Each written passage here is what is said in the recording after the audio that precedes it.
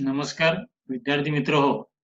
मागच्या काही टॉपिकमध्ये आपण डीसी मोटरच्या प्रिन्सिपल किंवा मग डीसी मोटरचं तत्व, डीसी मोटरमधील टॉर्क, बॅक ईएमएफ किंवा फ्लक्स, स्पीड या काही टर्मची आपण माहिती घेतलेली आहे. आणि बॅक ईएमएफ म्हणजे काय किंवा त्याच्यामध्ये जो स्पीडचा बॅक ईएमएफ आणि स्पीडचा संबंध कसा असतो किंवा त्याच्यामध्ये जो टॉर्क आहे, टॉर्कचा आणि स्पीडचा संबंध काय राहतो? म्हणजे मोटरमध्ये टॉर्क कशाला म्हटला जातो? शाफ्ट टॉर्क म्हणजे काय? आर्मेचर टॉर्क म्हणजे काय? अशा वेगवेगळ्या काही ज्या व्याख्या वापरल्या जातात, डीसी मोटरच्या अनुषंगाने त्याची माहिती आपण घेतलेली आहे. तर याच्यामध्ये आपण प्रत्यक्ष ज्या वेगवेगळ्या प्रकारच्या मोटर्स आहेत, डीसी मोटरमध्ये वापरल्या डीसी मोटरमध्ये जे वेगवेगळे टाइप्स आहेत, त्या टाइप्समध्ये काही मोटर्स जे आपण व्यवहारामध्ये वापरतो, त्या मोटरची आपण माहिती घेणार. तर डीसी मोटरची जर व्याप्ती पाहिली, तर काही कमी ठिकाणी मोटर वापरले जातात. परंतु ज्या ठिकाणी प्रिसिजन इन्स्ट्रुमेंट असतात, इलेक्ट्रॉनिक्स उपकरणं असतात, अशा ठिकाणी कॉम्प्युटर असेल किंवा प्रिंटर असेल किंवा काही मेडिकल इन्स्ट्रुमेंट वगैरे असतात किंवा जसं प्रोजेक्टर असतात, अशा ठिकाणी डीसी मोटरला प्राधान्य दिलं जातं. त्या म्हणजे काही लाईट लोडसाठी किंवा कमी कॅपॅसिटीसाठी अशा काही मोटर वापरल्या जातात. परंतु काही ठिकाणी असे असतात, की काही होइस्ट असतात किंवा क्रेन असतात किंवा काही कॉम्प्रेसर आहेत, की ज्या ठिकाणी डीसी सप्लाय उपलब्ध आहे, अशा ठिकाणी ह्या डीसी मोटरचा वापर केला जातो. त्याच्यानंतर ऑटोमोबाईल सेक्टरमध्ये प्रामुख्यानं जे काही मोटरचं इंजिन स्टार्ट करण्यासाठी जे स्टार्टर असतात किंवा वायपर मोटर असते. अशा ठिकाणी ह्या डीसीचा प्रामुख्याने काय केला जातो उपयोग केला जातो. त्याचप्रमाणे अ, सर्वात मोठा जो यूज आहे किंवा उपयोग आहे आत्ताच्या सध्याच्या स्थितीमध्ये, तो म्हणजे ट्रॅक्शन लोड म्हणजे जे आपल्याकडं मुंबई किंवा दिल्ली किंवा कलकत्ता अशा काही मोठमोठ्या सिटीमध्ये जे लोकल ट्रेन चालवल्या जातात. लोकल ट्रेनसाठी त्या ठिकाणी डीसी सीरीज मोटरचा मोठ्या प्रमाणात वापर केला जातो आणि इलेक्ट्रिकल किंवा विद्युत सप्लायवर चालणाऱ्या ज्या ट्रेन आहेत, त्याच्यामध्ये मात्र अ, मोठ्या प्रमाणात या डीसी मोटर वापरल्या जातात. त्यामुळं डीसी मोटरची जर व्याप्ती पाहिली, तर काही ठराविक ठिकाणी किंवा काही महत्त्वाच्या ठिकाणी डीसी मोटरला पर्याय नाही. अ, जे आता मी सांगितलं त्याप्रमाणे अशा काही अनेक ठिकाणी या डीसी मोटरचा वापर केला जातो. अशा या डीसी मोटरचे प्रकार किती असतात किंवा कोणकोणते प्रकार असतात? तर एकदम पहिल्या काही भागामध्ये आपण डीसी मोटरच्या काही भागांची आपण माहिती घेतलेली आहे किंवा त्याच्यामध्ये टाइपची माहिती घेतलेली आहे. डीसी मोटर म्हटलं आहे, की त्याच्यामध्ये आपल्याला एक जे प्रमुख घटक दिसून येतात किंवा आढळतात, तर त्याच्यामध्ये जर आपण पाहिलं तर आर्मेचर असतो म्हणजे हा फिरणारा भाग असतो. त्याच्यानंतर डीसी मोटरमध्ये जे फील्ड वाइंडिंग आहे किंवा पोल आहेत.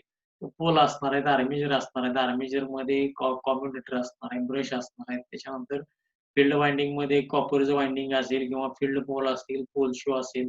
त्याच्यानंतर पूर्ण फ्रेम असेल किंवा बॉडी म्हटलं जातं किंवा त्याला योग असं म्हटलं जातं. तर असे काही भाग जे असतात, हे सगळे भाग एकत्रित करून डीसी मोटर काय केल्या जातात, बनवल्या जातात किंवा तयार केल्या जातात. तर त्याच्यामध्ये डीसी मोटरचं तत्व जे आपण पाहिलंय, की चुंबकीय क्षेत्रामध्ये कंडक्टरला सप्लाय दिला असता, त्या कंडक्टरमध्ये फिरण्याची प्रेरणा मिळते. त्या तत्वानुसार जर पाहिलं तर डीसी मोटर तयार करताना चुंबकीय क्षेत्र त्यामध्ये अतिशय महत्त्वाचं आहे, की जे आपण इलेक्ट्रोमॅग्नेट किंवा पर्मनंट मॅग्नेट कडून आपण काय करतो उपलब्ध करून घेतो आणि त्याच्यामध्ये जो आर्मेचर आहे किंवा जे कंडक्टर आहे त्याला आपण डीसी सप्लाय देतो आणि तो कंडक्टर त्याच्यामध्ये फिरतो. म्हणजे इथं चुंबकीय रेषेची गरज आहे आणि त्या चुंबकीय रेषामध्ये एक सप्लाय दिलेला कंडक्टर असणं आवश्यक आहे. या 2 बाबी असतील तरच त्या ठिकाणी ती मोटर काय होऊ शकते, निर्माण होऊ शकते किंवा मोटरचं तत्व त्यामध्ये आपल्याला दिसून येतं. तर अशा पद्धतीनं मोटरमध्ये जे आर्मेचर आहे, ते आर्मेचर आणि मोटरमध्ये काही वाइंडिंग असतात, फील्ड वाइंडिंग वगैरे आहे.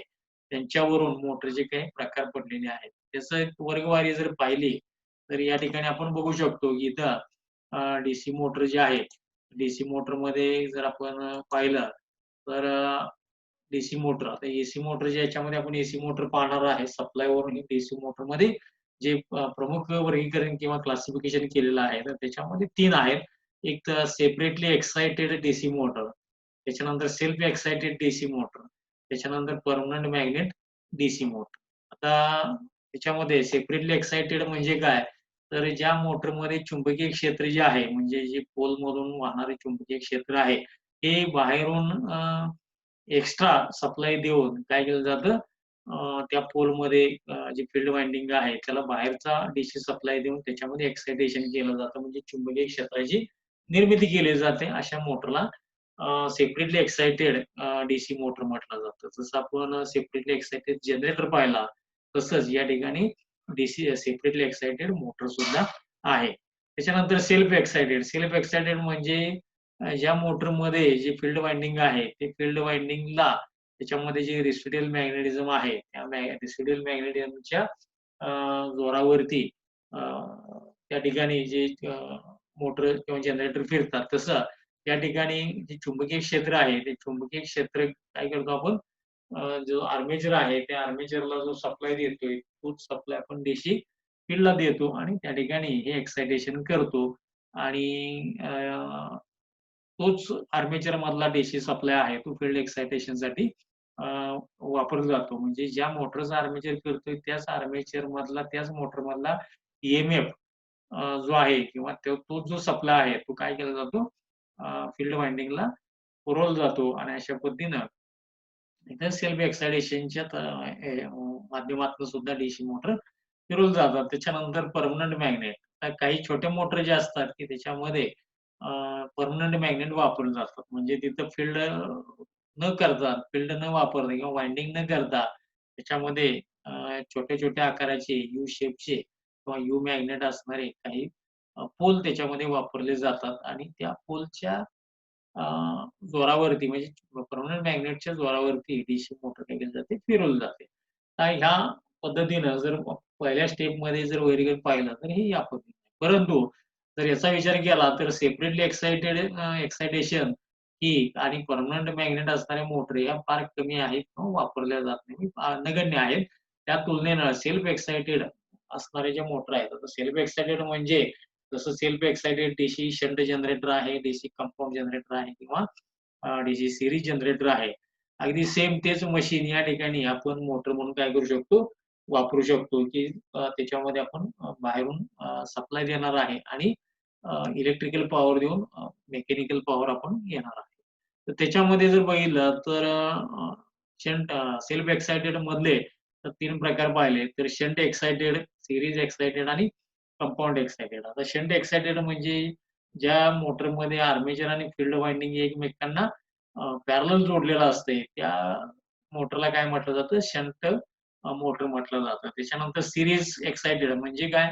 तर ज्या मोटरमध्ये आर्मेचर वाइंडिंग आणि फील्ड वाइंडिंग हे एकमेकांना सीरीज जोडलेलं असतं, त्याला सीरीज मोटर असं म्हटलं जातं. आणि कंपाउंड एक्साइटेड, आता कंपाउंड एक्साइटेड म्हटलं की त्याच्यामध्ये 2 वाइंडिंग असतात वेगळी. एक शंट वाइंडिंग असणार आहे आणि दुसरं सीरीज वाइंडिंग असणार आहे, की जे आपण डीसी जनरेटरमध्ये आपण याची माहिती घेतलेलीच आहे. सीरीज वाइंडिंग आणि शंट वाइंडिंग हे पोलवरती एकाच पोलवरती काय केलं जातं, ते वाइंडिंग केलं जातं. त्याच्यामध्ये जाड तारेचं असतं ते सीरीज वाइंडिंग असतं, पातळ तारेचं असतं ते शंट वाइंडिंग असतं. असे शंट आणि सीरीज वाइंडिंगची जोडणी आणि त्याच्यामध्ये आर्मेचरची जोडणी कशी केली जाते, यावरून त्याच्यामध्ये हे परत वर्गीकरण केलं जातं. कंपाउंड एक्साइटेडमध्ये किंवा कंपाउंड मोटरमध्ये.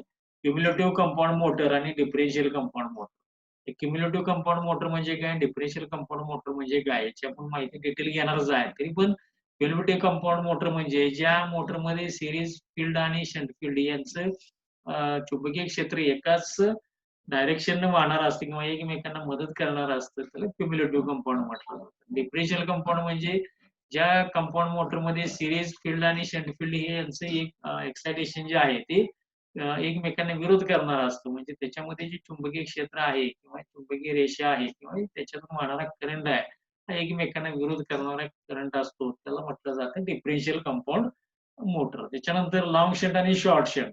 लाँग शंट आणि शॉर्ट शंट म्हणजे काय? तर ज्या कंपाउंड मोटरमध्ये शंट फील्ड हे आर्मेचरला सिरीज फील्ड नंतर पॅरलल मध्ये जोडलं जातं. त्याला लाँग शंट कंपाउंड मोटर म्हटलं.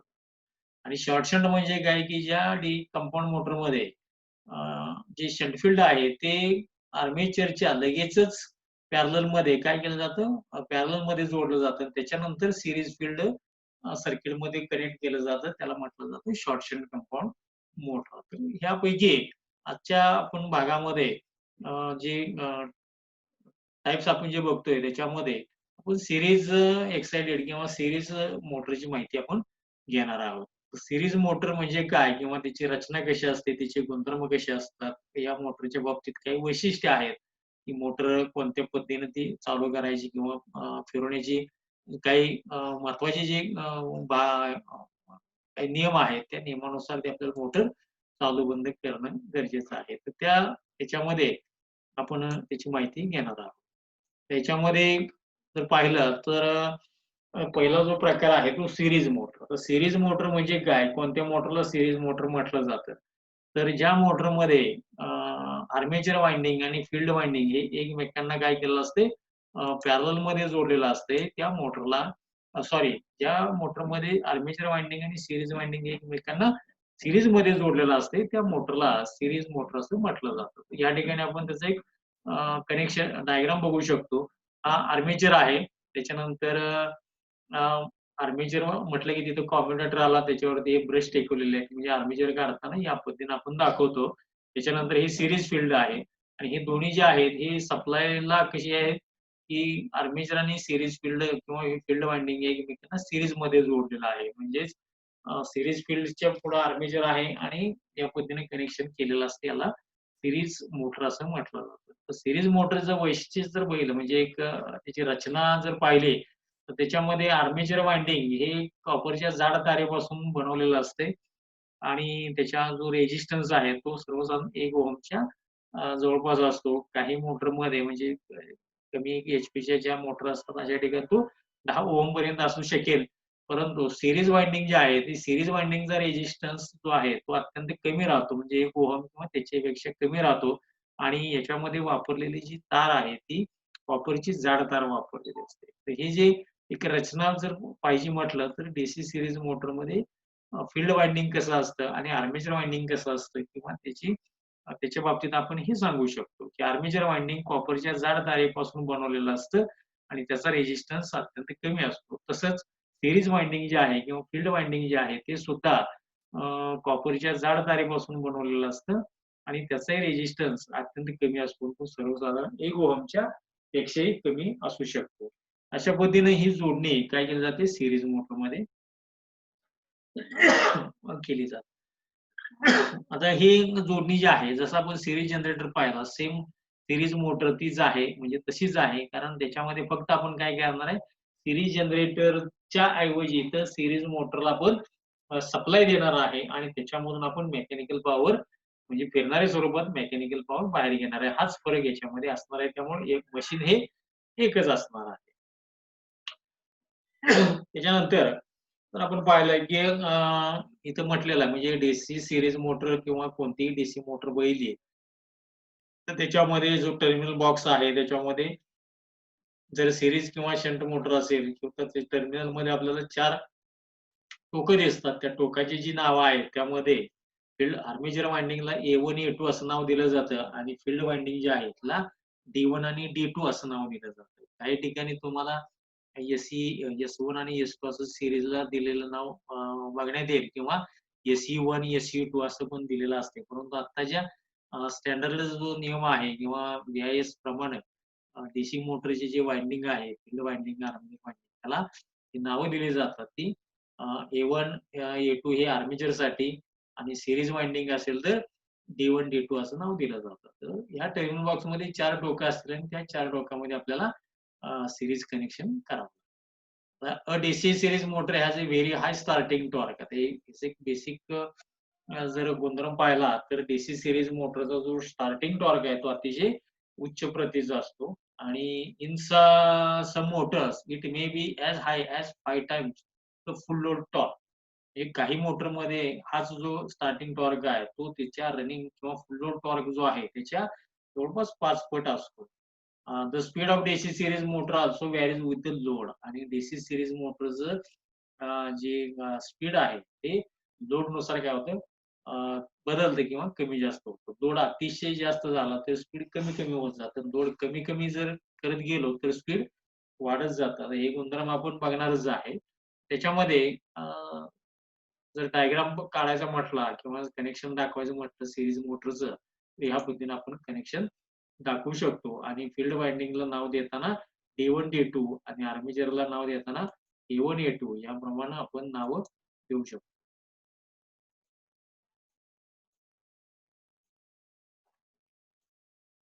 त्याच्यानंतर आता काही कॅरेक्टरिस्टिक्स म्हणजे जर बघितल्या म्हणजे त्याची वैशिष्ट्ये किंवा काही गुणधर्म जर बघितले, तर त्याच्यामध्ये काही गोष्टी म्हणजे फ्लक्स किंवा टॉर्क किंवा स्पीड याचा परस्पराशी कितपत संबंध असतो, काय असतो, त्यानुसार आपण त्याचे गुणधर्म बघू शकतो. The torque T in a DC motor is proportional to the flux and the armature current. तर हे एक वाक्य कायम लक्षात ठेवायचं आहे, की डीसी सीरीज मोटरमध्ये जो टॉर्क आहे, आता टॉर्कच्या बाबतीत आपण माहिती घेतलेली आहे, की शाफ्टला मिळणारी फिरण्याची किंवा हलण्याची किंवा टर्निंग अँड ट्विस्टिंग ॲक्शन होण्याची जी प्रेरणा मिळते, त्याला आपण टॉर्क म्हणतो. तर हा जो टॉर्क आहे, हा टॉर्क सीरीज मोटरमध्ये हा कशाच्या प्रमाणात आहे किंवा कशाच्या प्रोपोर्शनल आहे, तर त्याच्यामध्ये फ्लक्स, फ्लक्स म्हणजे कोणतं फ्लक्स आहे, की जे पोल आहेत, त्या पोलमधील जे फ्लक्सची किंमत आहे, त्यानुसार टॉर्क राहतो, काय राहतो, प्रोपोर्शनल म्हणजे त्याच्या प्रमाणात राहतो. आणि दुसरा जो घटक आहे, तो म्हणजे आर्मेचर करंट, ज्याला आपण आय म्हणतो. आर्मेचर करंट आणि फ्लक्स याच्या प्रमाणात किंवा समप्रमाणात हा डीसी सीरीज मोटरचा टॉर्क राहतो. म्हणजे जिथं आपण असं म्हणू शकतो, की जर फ्लक्स वाढवले, पोलमधले फ्लक्स वाढवले, तर मोटरचा टॉर्क वाढणार आहे किंवा आर्मेचर करंट वाढवला, तर मोटरचा टॉर्क वाढणार आहे. याच्या उलट फ्लक्स जर कमी केले, तर टॉर्क कमी होईल आणि आर्मेचर करंट जर कमी केला, तर टॉर्क कमी. त्याच्यानंतर स्पीड आणि फ्लक्स याचा काय संबंध असतो? तर डीसी सीरीज मोटरमध्ये the speed is inversely proportional to the flux. आता इथं जे प्रमाण आहे म्हणजे गती आणि फ्लक्स याचा जर संबंध आपण घेतला, तर या ठिकाणी आपण असं म्हणू शकतो, की डीसी सीरीज मोटर मध्ये मोटरची गती ही जे पोल फ्लक्स आहे त्याच्या व्यस्त प्रमाणात असते. म्हणजेच फ्लक्स जेवढे जास्त तेवढी मोटरची गती कमी राहते आणि फ्लक्स जेवढे कमी तेवढी मोटरची गती काय राहते? जास्त राहते. तर हे आपण ह्या सीरीज मोटरमध्ये एक गुणधर्म म्हणून लक्षात ठेवू शकतो. त्याच्यानंतर the relation between these factors म्हणजे टॉर्क आणि लोड किंवा जे आपण टॉर्क आणि फ्लक्स किंवा टॉर्क आणि आर्मेचर करंट याच्या बाबतीत आपण जसं म्हटलं, की टॉर्क हा फ्लक्सच्या आणि करंटच्या प्रमाणात राहतो. तसं त्या ठिकाणी टॉर्क आणि लोड म्हणजे टॉर्क जास्त असेल तर लोड घेण्याची क्षमता कशी राहते? किंवा टॉर्क कमी असेल तर लोड घेण्याची क्षमता कशी राहते? किंवा त्या ठिकाणी जर लोड आपण वाढवला तर टॉर्क किती राहतो? किंवा लोड कमी केला तर टॉर्क किती राहतो? किंवा आर्मेचर करंट वाढवला तर टॉर्क वाढतो का? ही जी आहे त्याची कॅरेक्टरिस्टिक्स आहेत त्या आपण ग्राफच्या सहाय्याने काय करू शकतो? बघू शकतो. म्हणजे प्रॅक्टिकली जेव्हा आपण मोटर चालू करतो तेव्हा त्यामध्ये आर्मेचर करंट किती आहे? त्याच्यानंतर टॉर्क किती आहे? हे आपण काउंट करू शकतो, मोजू शकतो किंवा त्याची प्रॅक्टिकल करून आपण ते ठरवू शकतो, की सीरीज मोटरमध्ये अ, कोणत्या पद्धतीने आपल्याला टॉर्क मिळतो, कोणत्या पद्धतीने स्पीड आपल्याला चेंज करायचं असतं. तर ह्याच्या अनुषंगाने किंवा याच्या बाबतीत ग्राफच्या माध्यमातनं आपल्याला हे जे गुणधर्म आहेत, हे या ठिकाणी पाहता येतात. The relation between these factors that is torque versus load किंवा speed versus load and torque versus speed म्हणजे याच्यामध्ये जर आपण बघितलं तर आपण इथं म्हणू शकतो की टॉर्क आणि लोडचा संबंध कसा राहतो? त्याच्यानंतर स्पीड आणि लोड याचा संबंध कसा राहतो? किंवा टॉर्क आणि स्पीड याचा संबंध कसा राहतो? हे आपण ग्राफच्या माध्यमातून बघू शकतो.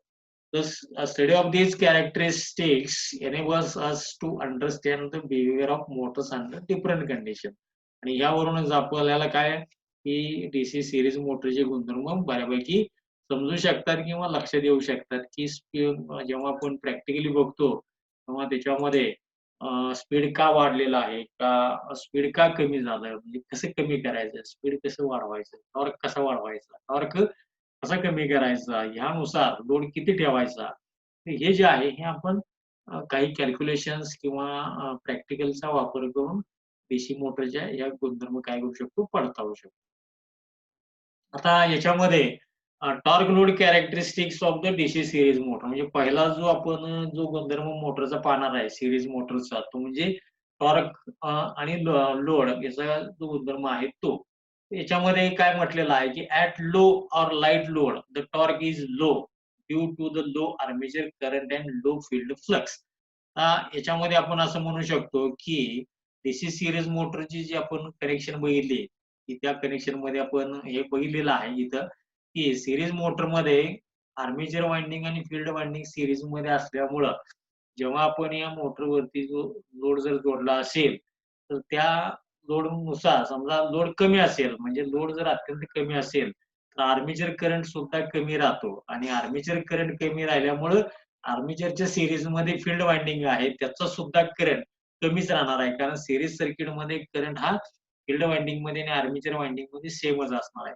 त्यामुळं लाईट लोड जेव्हा असेल, तेव्हा आर्मेचरमधनं वाहणारा करंट कमी असणार आहे. तोच करंट फील्ड वाइंडिंगमधूनही असणार आहे. त्यामुळं फील्ड वाइंडिंगचा सुद्धा करंट काय राहतो? कमी राहतो.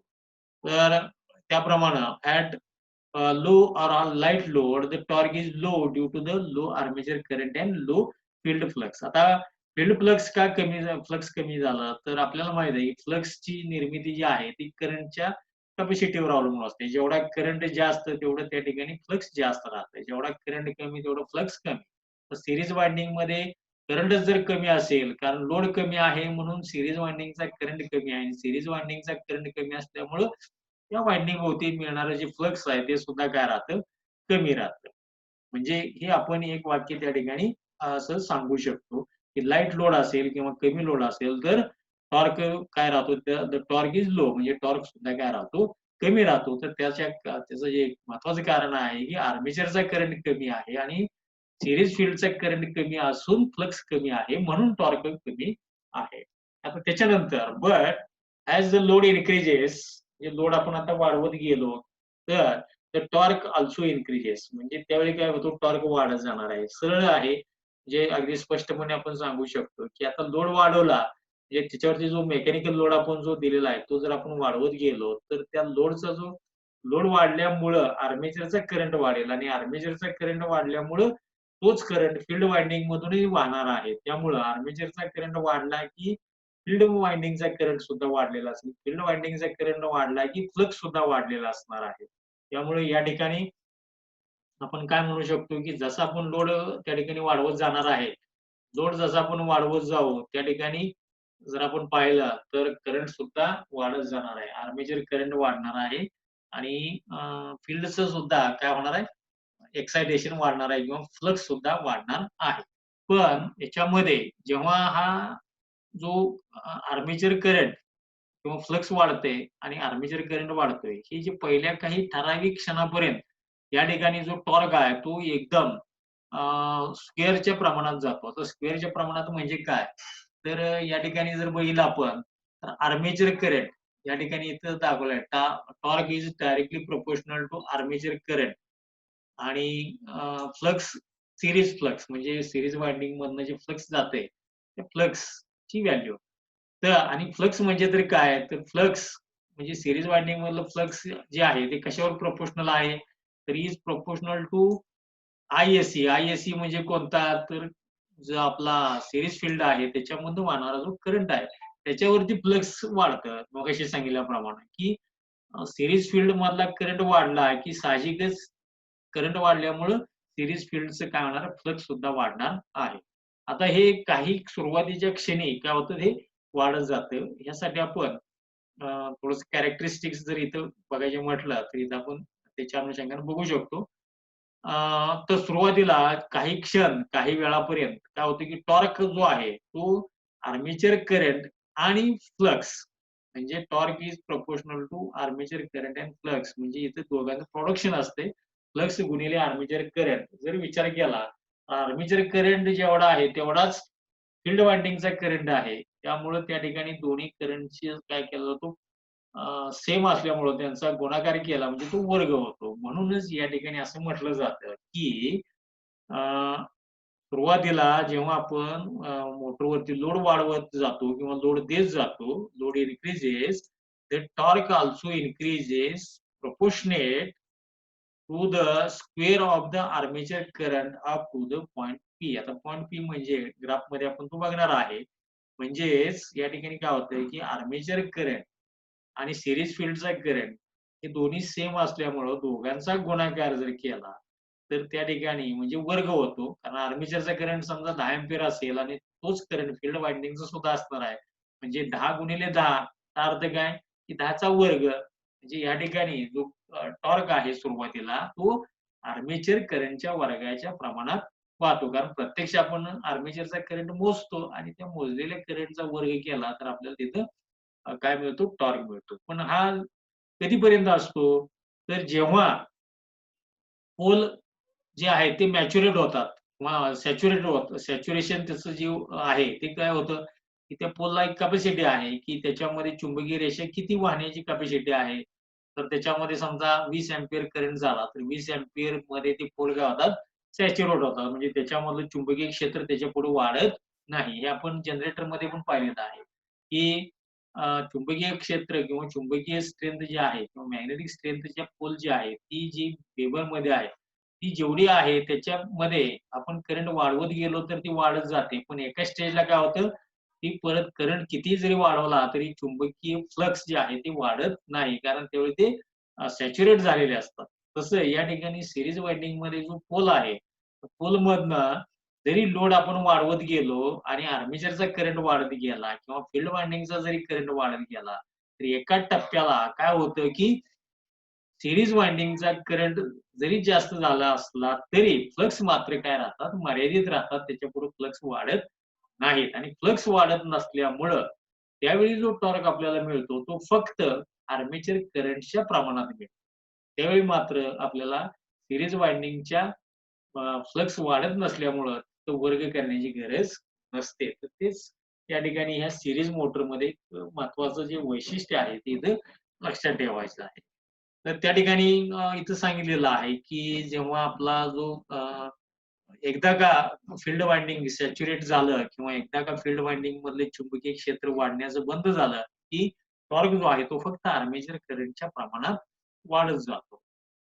तर त्याच्यानंतर इथं बघितलं ISA is proportional to the armature current. Armature current जो आहे त्याच्या तेवढंच करंट जो आहे तो आपल्या सीरीज वाइंडिंग मधून वाहणारा असतो. त्याच्यानंतर बियॉन्ड धिस पॉइंट पी आता आपण प्रत्यक्ष बघूया या ठिकाणी. जर थोडासा ग्राफचा जर विचार केला तर या ठिकाणी आपण बघू शकतोय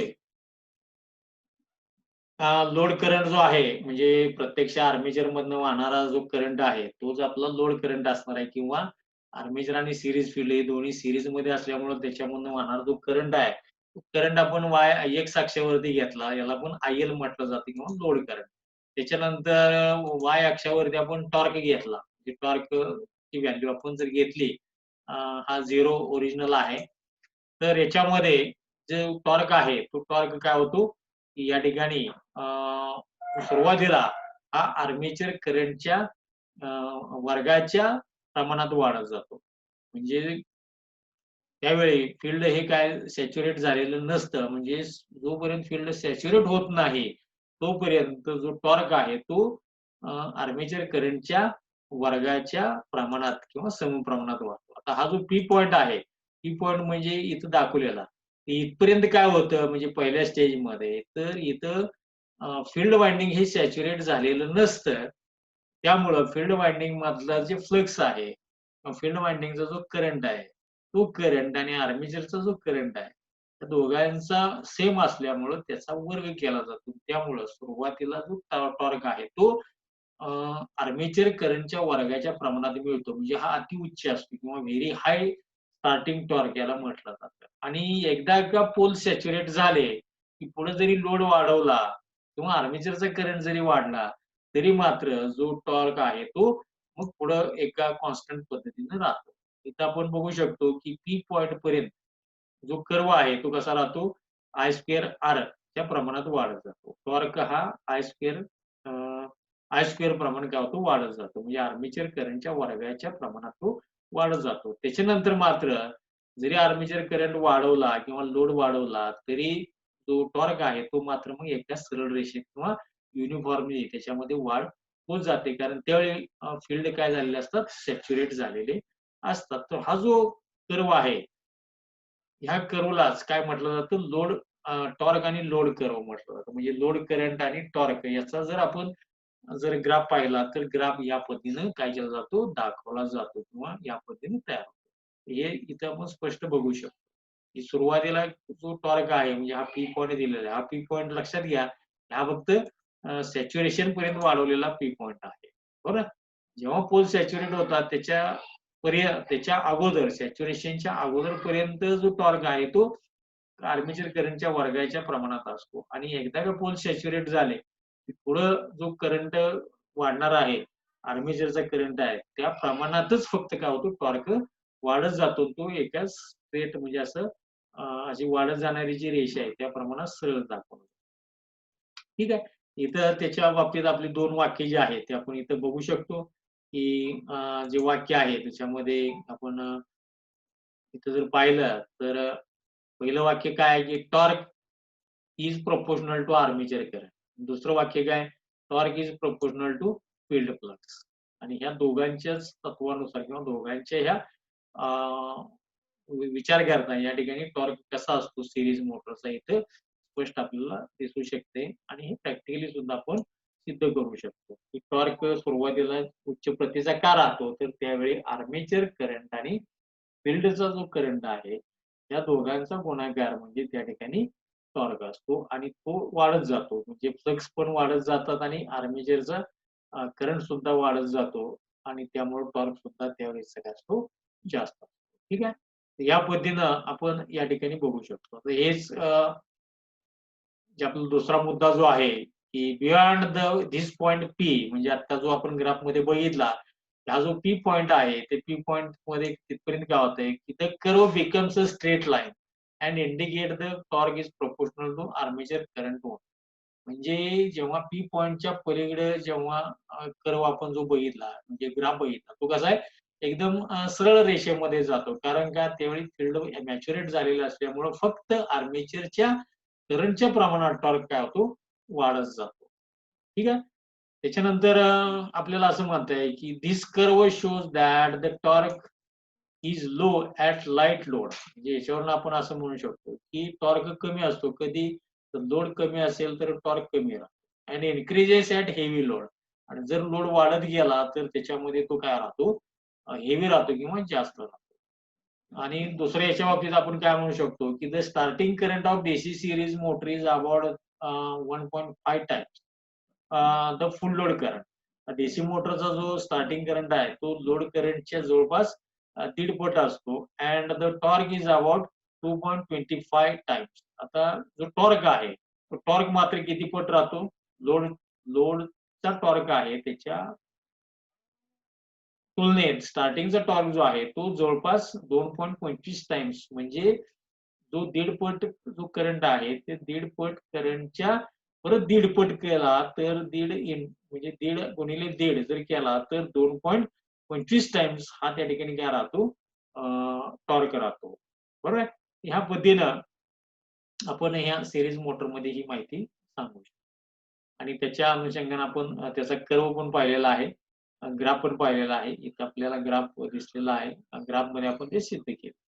त्याच्यानंतर स्पीड आणि लोड म्हणजे स्पीड व्हर्सेस लोड कॅरेक्टरिस्टिक्स. आता स्पीड व्हर्सेस लोड म्हणजे लोड कमी झाला तर स्पीडवर काय परिणाम होतो आणि लोड वाढवला तर स्पीडवर काय परिणाम होतो, हे आपल्याला ह्या दुसरी जी कॅरेक्टरिस्टिक्स आहे, ही जी एक महत्वाची कॅरेक्टरिस्टिक्स आहे आणि याच्यामध्ये काही काळजी आपल्याला घ्यावी लागते.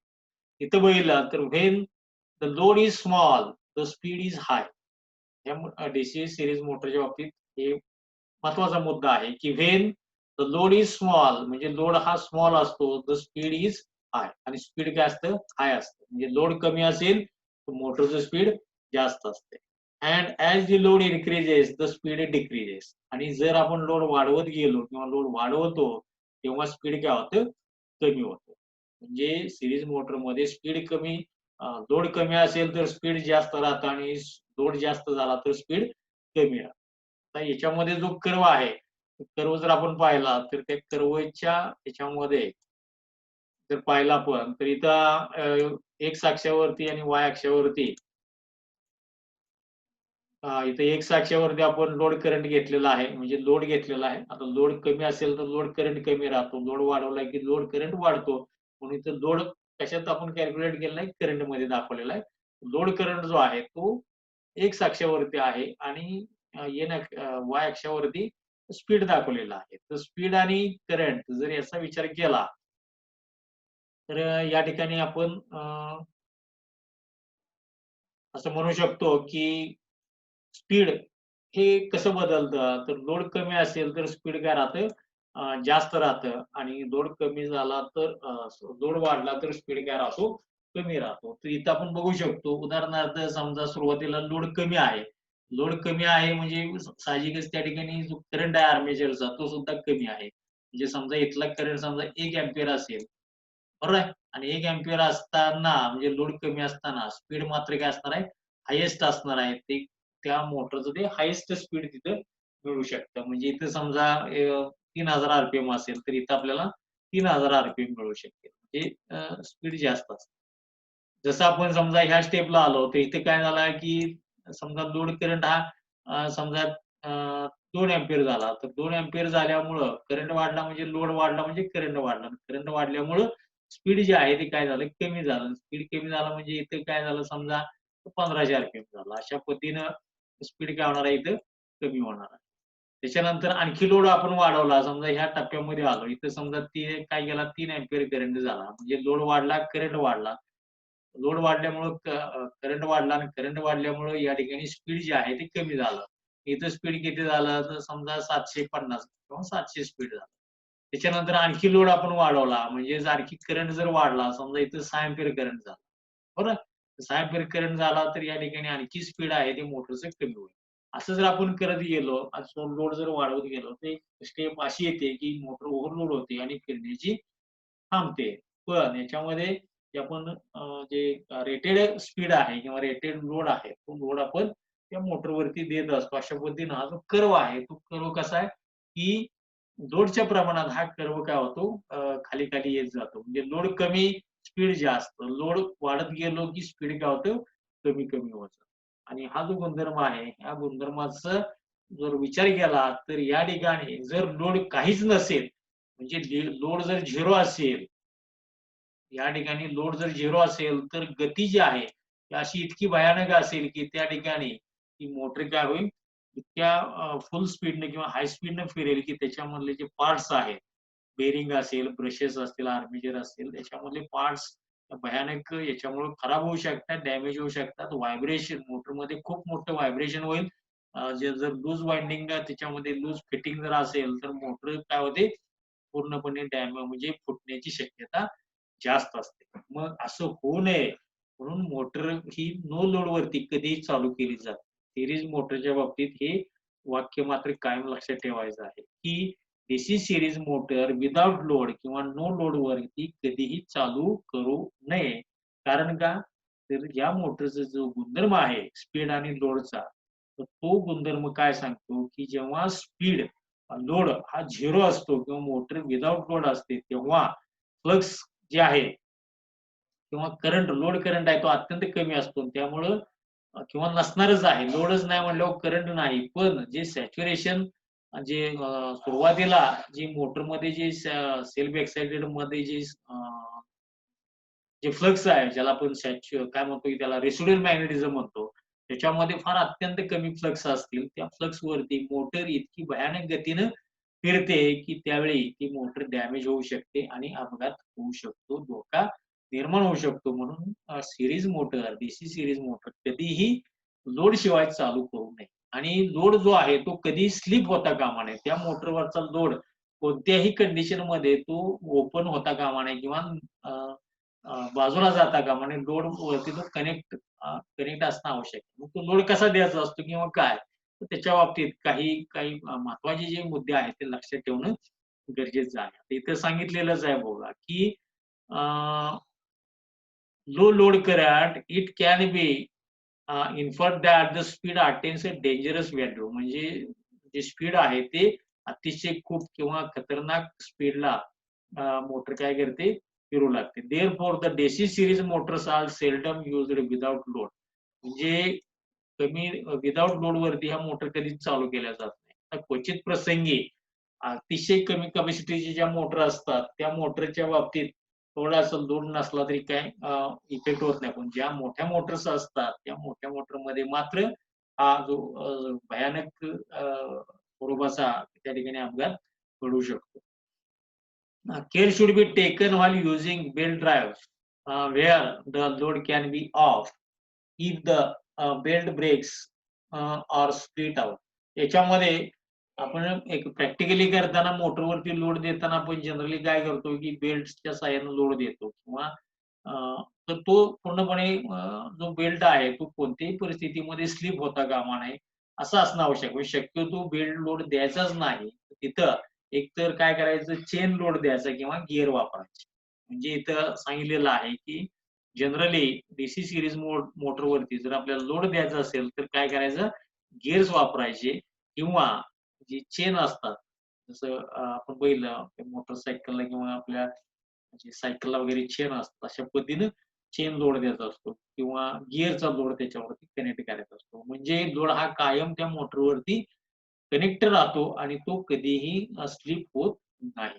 तर हा जो गुणधर्म आहे स्पीड व्हर्सेस लोड कॅरेक्टरिस्टिक्स त्याच्यामध्ये आपण हा कर्व दाखवू शकतो, की एक्स अक्षावरती आपण लोडचा करंट घ्यायचा आहे, वाय अक्षावरती आपल्याला स्पीड घ्यायचा आहे आणि लोड जो आहे तो लोड कमीपासून आपण वाढवत जायचं आहे. असं जर आपण करत गेलो, तर त्या ठिकाणी जी स्पीड आहे, त्या स्पीडचं जर रिडिंग आपण घेतलं, तर नो लोड म्हणजे कमी लोडपासून जास्त लोडपर्यंत जर आपण रिडिंग करत गेलो, तर लोड करंट जसा वाढत जाईल, तसं मोटरचं स्पीड सुद्धा स्पीड काय होतं, कमी होत जातं. तर हा डीसी सीरीज मोटरचा हा एक गुणधर्म आहे. त्याच्यानंतर स्पीड टॉर्क कॅरेक्टरिस्टिक्स. तर हा तिसरा आपण मुद्दा बघतोय. Speed torque characteristics. आता स्पीड आणि टॉर्क. स्पीड आणि टॉर्कचा परस्पराशी काय संबंध आहे? डीसी सीरीज मोटरमध्ये स्पीडचा आणि टॉर्कचा संबंध काय राहतो? तर ह्याच्यामध्ये जर आपण जर ग्राफ पाहिला, तर ग्राफमध्ये एक्स अक्ष जो आहे, हे एक्स अक्षावरती आपण टॉर्क घ्यायचा आहे. त्याच्यानंतर वाय अक्ष आहे, त्याच्यावरती आपल्याला काय घ्यायचं आहे? स्पीड घ्यायचा. तर टॉर्क आणि स्पीड याचा आपल्याला संबंध दाखवताना एक्स अक्षावरती आपण टॉर्क घेतला आणि वाय अक्षावरती आपण स्पीड घेतलेला आहे. आता याच्यामध्ये जो कर्व आहे, तो काय दाखवतो? किंवा याच्यामध्ये जर आपण बघितलं, तर या ठिकाणी जो कर्व आहे तो असा दिसतो. त्याच्यामुळे थोडासा कर्व जो आहे तो टॉर्क कमी राहतो म्हणजे स्पीड जेव्हा जास्त असतं तेव्हा टॉर्क कमी राहतो आणि स्पीड जेव्हा कमी असतं तेव्हा टॉर्क जास्त राहतो. म्हणजे ह्या ग्राफवरून आपण हे सांगू शकतो. तर ह्या ठिकाणी आपण जर बघितलं तर हा जो पॉइंट आहे आणि हा समजा हा पॉइंट आहे. हा पॉइंट जर घेतला तर या ठिकाणी ही स्पीड आणि ह्या पॉइंटवरती मिळणार आपलं जो टॉर्क आहे. इथला जो टॉर्क आहे, तर टॉर्कची व्हॅल्यू समजा इथं 1 असेल. तर स्पीडची जी आहे, तर इथं स्पीड जी आहे, ते समजा हे 3000 आरपीएम आहे. म्हणजे फुल स्पीड आहे त्या मोटरचं. तर 3000 आरपीएम असताना टॉर्क समजा 1 न्यूटन मीटर आहे, असं आपण गृहीत धरू. त्याच्यानंतर आपण समजा काय केला, की स्पीड कमी केला. म्हणजे स्पीड समजा 3000 आहे, त्याच्याऐवजी आपण आता इथे काय केलं 2000 स्पीड केलं. 2000 स्पीड केल्यानंतर म्हणजे या ठिकाणचं जर स्पीड आपण समजा 2000 केलं, तर 2000च्या स्पीडच्या वेळी ह्या ठिकाणचा जो पॉइंट आहे, त्या पॉइंटवरती जर आपण एक्स अक्षावरती आलो, तिथे टॉर्क काय झाला? हा जो टॉर्क आहे, तो टॉर्क वाढला म्हणजे तो समजा 2 न्यूटन मीटर झाला. म्हणजे टॉर्क आता काय झाला? वाढला. स्पीड काय केलं? आपण कमी केलं. टॉर्क काय झाला? वाढला. आणखी समजा स्पीड आपण कमी केलं. या ठिकाणी इथं आलो आपण. ह्या ठिकाणी समजा आपण 1000 आरपीएम स्पीड केला. म्हणजे स्पीड 2000चं आता काय केलं? आणखी कमी केलं. इथे 1000 आरपीएम केलं. तर 1000 आरपीएम केलं तर स्पीड कमी झाल्यानंतर इथे टॉर्क आणखी वाढला. तो समजा 3 न्यूटन मीटर झाला. असं जर आपण स्पीड कमी करत गेलो तर काय होईल या ठिकाणी टॉर्क काय होत जाईल वाढत जाईल. म्हणजे इथं आपण 500 केला, स्पीड जर 500 केला तर या ठिकाणी टॉर्क आणखी वाढेल. तो समजा 4 झाला. अशा पद्धतीनं जसं आपण स्पीड मोटरचं कमी करत जाऊ तसं या ठिकाणी टॉर्क काय होतो वाढत जातो. आणि याच्या उलट जेवढा आपण स्पीड वाढवत जाऊ तसा त्याचा टॉर्क काय राहतो कमी होत जातो. आता हेच ग्राफ जो आहे त्या ग्राफचंच या ठिकाणी आपण स्पष्टीकरण इथे दिलेलं आहे. त्याच्यामध्ये दाखवलेलं आहे की torque is low, the speed is high. Torque कमी, स्पीड काय राहतं जास्त राहतं. म्हणजे जेव्हा मोटरचं स्पीड टॉर्क कमी असतो तेव्हा स्पीड जास्त राहतं आणि जेव्हा टॉर्क उच्च राहतो तेव्हा स्पीड काय राहतं कमी राहतं. किंवा उलट आपण सांगू शकतो की जेव्हा स्पीड कमी असतं तेव्हा टॉर्क जास्त राहतो आणि जेव्हा स्पीड जास्त असतं तेव्हा टॉर्क काय राहतो कमी राहतो. तर हा एक पहिला मुद्दा याच्यामध्ये ग्राफवरून आपण सांगू शकतो.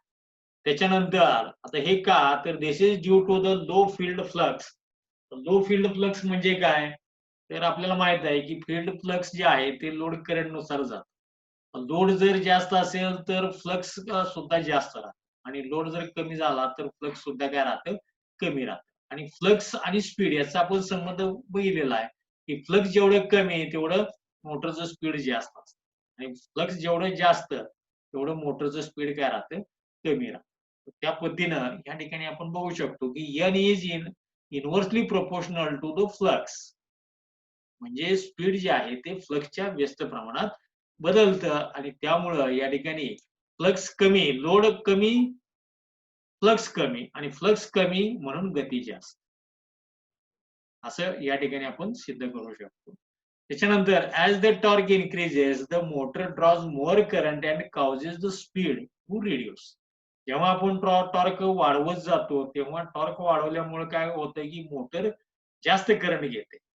जेव्हा मोटरचा आपण टॉर्क वाढवतो तेव्हा जे मोटर वरती आपण लोड वाढवतो किंवा टॉर्क वाढवतो तेव्हा मोटरचा आर्मेचरचा जो करंट आहे किंवा मोटरचा टोटल करंट काय राहतो जास्त राहतो. मोटरचा करंट जर जास्त झाला तर त्या ठिकाणी फ्लक्स म्हणजे फील्ड मधनं वाहणारा जो करंट आहे तो आर्मेचर मधलाच करंट असतो. त्यामुळे आर्मेचरचा करंट उदाहरणार्थ समजा आर्मेचरचा करंट 10 अँपिअर आहे एका विशिष्ट लोडला किंवा विशिष्ट टॉर्कला आणि आपल्याला तो टॉर्क वाढवला आणि समजा लोड वाढवला तर त्यावेळी काय झालं 10 अँपिअरचा करंट 20 अँपिअर झाला. तर तो 20 अँपिअर करंट आहे तो फील्ड वाइंडिंग मधूनच वाहणार आहे. फील्ड वाइंडिंग मधून वाहिल्यामुळे त्याच्यामधलं जे फ्लक्स आहे ते फ्लक्स सुद्धा वाढणार आहे. आणि फ्लक्स वाढलं की इथं जे आपण वाक्य पाहिलेलं आहे की स्पीड किंवा N is inversely proportional to flux याच्या गुणधर्मानुसार फ्लक्स वाढल्यामुळं मोटरची गती काय राहते कमी राहते आणि म्हणूनच या ठिकाणी हा जो कर्व आहे तो या पद्धतीने आपण दाखवू शकतो की हा जो उलट कर्व दाखवलेला आहे की गती जास्त तेव्हा टॉर्क कमी आणि गती कमी तेव्हा टॉर्क जास्त. तर अशा पद्धतीनं हा आपला सिरीज मोटरचा स्पीड टॉर्क कॅरेक्टरिस्टिक जो आहे तो आपण इथं सिद्ध करू शकतो. ठीक आहे. इथं ते याच पद्धतीने दाखवलेलं आहे. त्याच्यानंतर आता ह्या जे सीरीज मोटरचे आपण जे 3 महत्त्वाचे जे गुणधर्म पाहिलेले आहेत. त्याच्यामध्ये जे कॅरेक्टरिस्टिक्स आपण जे म्हटलेले आहेत, की लोड आणि टॉर्क कॅरेक्टरिस्टिक्स बरोबर. पहिली कोणती कॅरेक्टरिस्टिक्स आपण पाहिली तर त्याच्यामध्ये ही पाहिली आपण टॉर्क लोड कॅरेक्टरिस्टिक्स. याचा जो कर्व आहे त्याच्यामध्ये काय सांगितले, की जेवढा लोड कमी असेल तेवढा टॉर्क कमी राहतो. जेवढा लोड जास्त असेल तेवढा टॉर्क जास्त राहतो. म्हणजे लोड जास्त, टॉर्क जास्त. लोड कमी, टॉर्क कमी. हे या ठिकाणी आपण स्पष्ट केलेलं आहे. त्याचा ग्राफ सुद्धा आपण बघितला. या ग्राफमध्ये आपण पाहिलेलं आहे, की त्याचा जर कर्व बघितला तर ह्या पद्धतीने आपण दाखवू शकतो. तर टॉर्क लोडची ही कॅरेक्टरिस्टिक. त्याच्यानंतर आपण दुसरी कॅरेक्टरिस्टिक्स पाहिली ती म्हणजे स्पीड व्हर्सेस लोड. या ठिकाणी आपण बघितलं. स्पीड आणि लोड. जे स्पीड कसं राहतं आणि त्या लोड असताना स्पीड कसं? लोड आणि स्पीडचा काय संबंध राहतो? याच्यामध्ये आपल्याला स्पष्ट लक्षात आलेलं आहे, की जेव्हा लोड कमी असतो तेव्हा स्पीड जास्त असतं आणि जेव्हा लोड जास्त असतो तेव्हा स्पीड कमी असतं. आणि ह्याच्यामध्ये मोटरच्या बाबतीत एक खबरदारी घ्यायची आहे किंवा काळजी घ्यायची आहे, की सीरीज मोटरमध्ये जेवढा लोड कमी असेल, तेवढं स्पीड त्या मोटरचं जास्त असतं. मग समजा त्या मोटरवरती आपण लोड दिलाच नाही, तर मोटरचं स्पीड भयानक होतं. आता भयानक का होतं किंवा खतरनाक जास्ती का होतं? तर त्या ठिकाणी जे रेसिड्युअल मॅग्नेटिझम आहे, जे सेल्फ एक्साइटेड जे मोटर वगैरे असतात, त्याच्यामध्ये रेसिड्युअल मॅग्नेटिझम आहे. त्याच्या रेसिड्युअल मॅग्नेटिझमची व्हॅल्यू जी आहे ती अत्यंत कमी असते आणि त्या कमी फ्लक्समुळं मोटरची गती काय राहते, अतिशय भयानक राहते आणि त्यामुळं ती मोटर जी आहे ती इतक्या डेंजरस स्पीडला फिरते, की जर मोटरमध्ये खूप मोठं व्हायब्रेशन होतं, काही वेळेला नटबोल्ट लूज होतात किंवा त्याच्यामधलं ब्रशेस खराब होतात, कम्युटेटरमध्ये कनेक्ट केलेली जी कनेक्शन्स आहेत ती तुटतात आणि काही वेळेला मोटर फुटण्याची सुद्धा शक्यता जास्त असते. त्यामुळं मोटरवरती लोड हा कायम जोडलेला असणं आवश्यक आहे. तोही लोड जोडताना गिअर किंवा चेनचा वापर करायचा आहे किंवा मेकॅनिकली अटॅच लोड त्याला असणं आवश्यक आहे. बेल्ट ड्राईव्ह शक्यतो म्हणजे अगदी वापरणं टाळणं गरजेचं आहे. कारण बेल्ट हा स्लिप होऊ शकतो. बेल्ट जर स्लिप झाला तर लोड कमी झाल्यामुळे मोटरचा करंट हा भयानक होऊ शकतो. तर त्यासाठी ही जी स्पीड आणि लोड कॅरेक्टरिस्टिक्स आहे ही महत्त्वाची याच्यामध्ये सांगितली जाते. त्याच्यानंतर लोड स्पीड आणि टॉर्कची कॅरेक्टरिस्टिक्स जी आता आपण पाहिली. याच्यामध्ये जर टॉर्क जो आहे तो टॉर्क कसा राहतो आणि स्पीड कसं राहतं. तर जर स्पीड आपण जर कमी असेल, तर त्या ठिकाणी टॉर्क जास्त राहतो आणि स्पीड जेवढं जास्त असेल तेवढं टॉर्क काय कमी राहतो. किंवा टॉर्क जर आपल्याला वाढवायचा असेल, तर टॉर्क जेवढा आपण वाढवू, तेवढं स्पीड काय राहतं कमी राहतं किंवा टॉर्क जेवढा आपण कमी करू, तेवढं स्पीड काय राहतं जास्त राहतं. तर हा जो तिसरा जो गुणधर्म आहे स्पीड टॉर्कचा, तो या ठिकाणी आपण पाहिलेला आहे. त्याच्यामध्ये हे बाबी लक्षात ठेवल्या तर आता ह्याच्या ह्याच्यामध्ये काय राहतं, तर डीसी सीरीज मोटरमध्ये जर आपण पाहिलं, तर डीसी सीरीज मोटरमध्ये जो स्टार्टिंग टॉर्क आहे, तो उच्च प्रतीचा राहतो. रनिंग टॉर्क हा चांगल्या प्रतीचा राहतो. हा एक चांगला गुणधर्म. जसजसा याच्यामध्ये लोड आपला वाढत जातो, तसं मोटरचं स्पीड कमी-कमी होत जातं. जसजसा लोड कमी-कमी होत जातो, तसं स्पीड काय होतं, वाढत जातं. म्हणजे याच्यामध्ये स्पीड जे आहे ते लोडवरती अवलंबून असतं. म्हणून ही मोटर जी आहे, ती लोडच्या प्रमाणात त्या मोटरचं स्पीड काय होतं, बदलत राहतं. म्हणजे कॉन्स्टंट स्पीडनं फिरणारी ही मोटर नाही.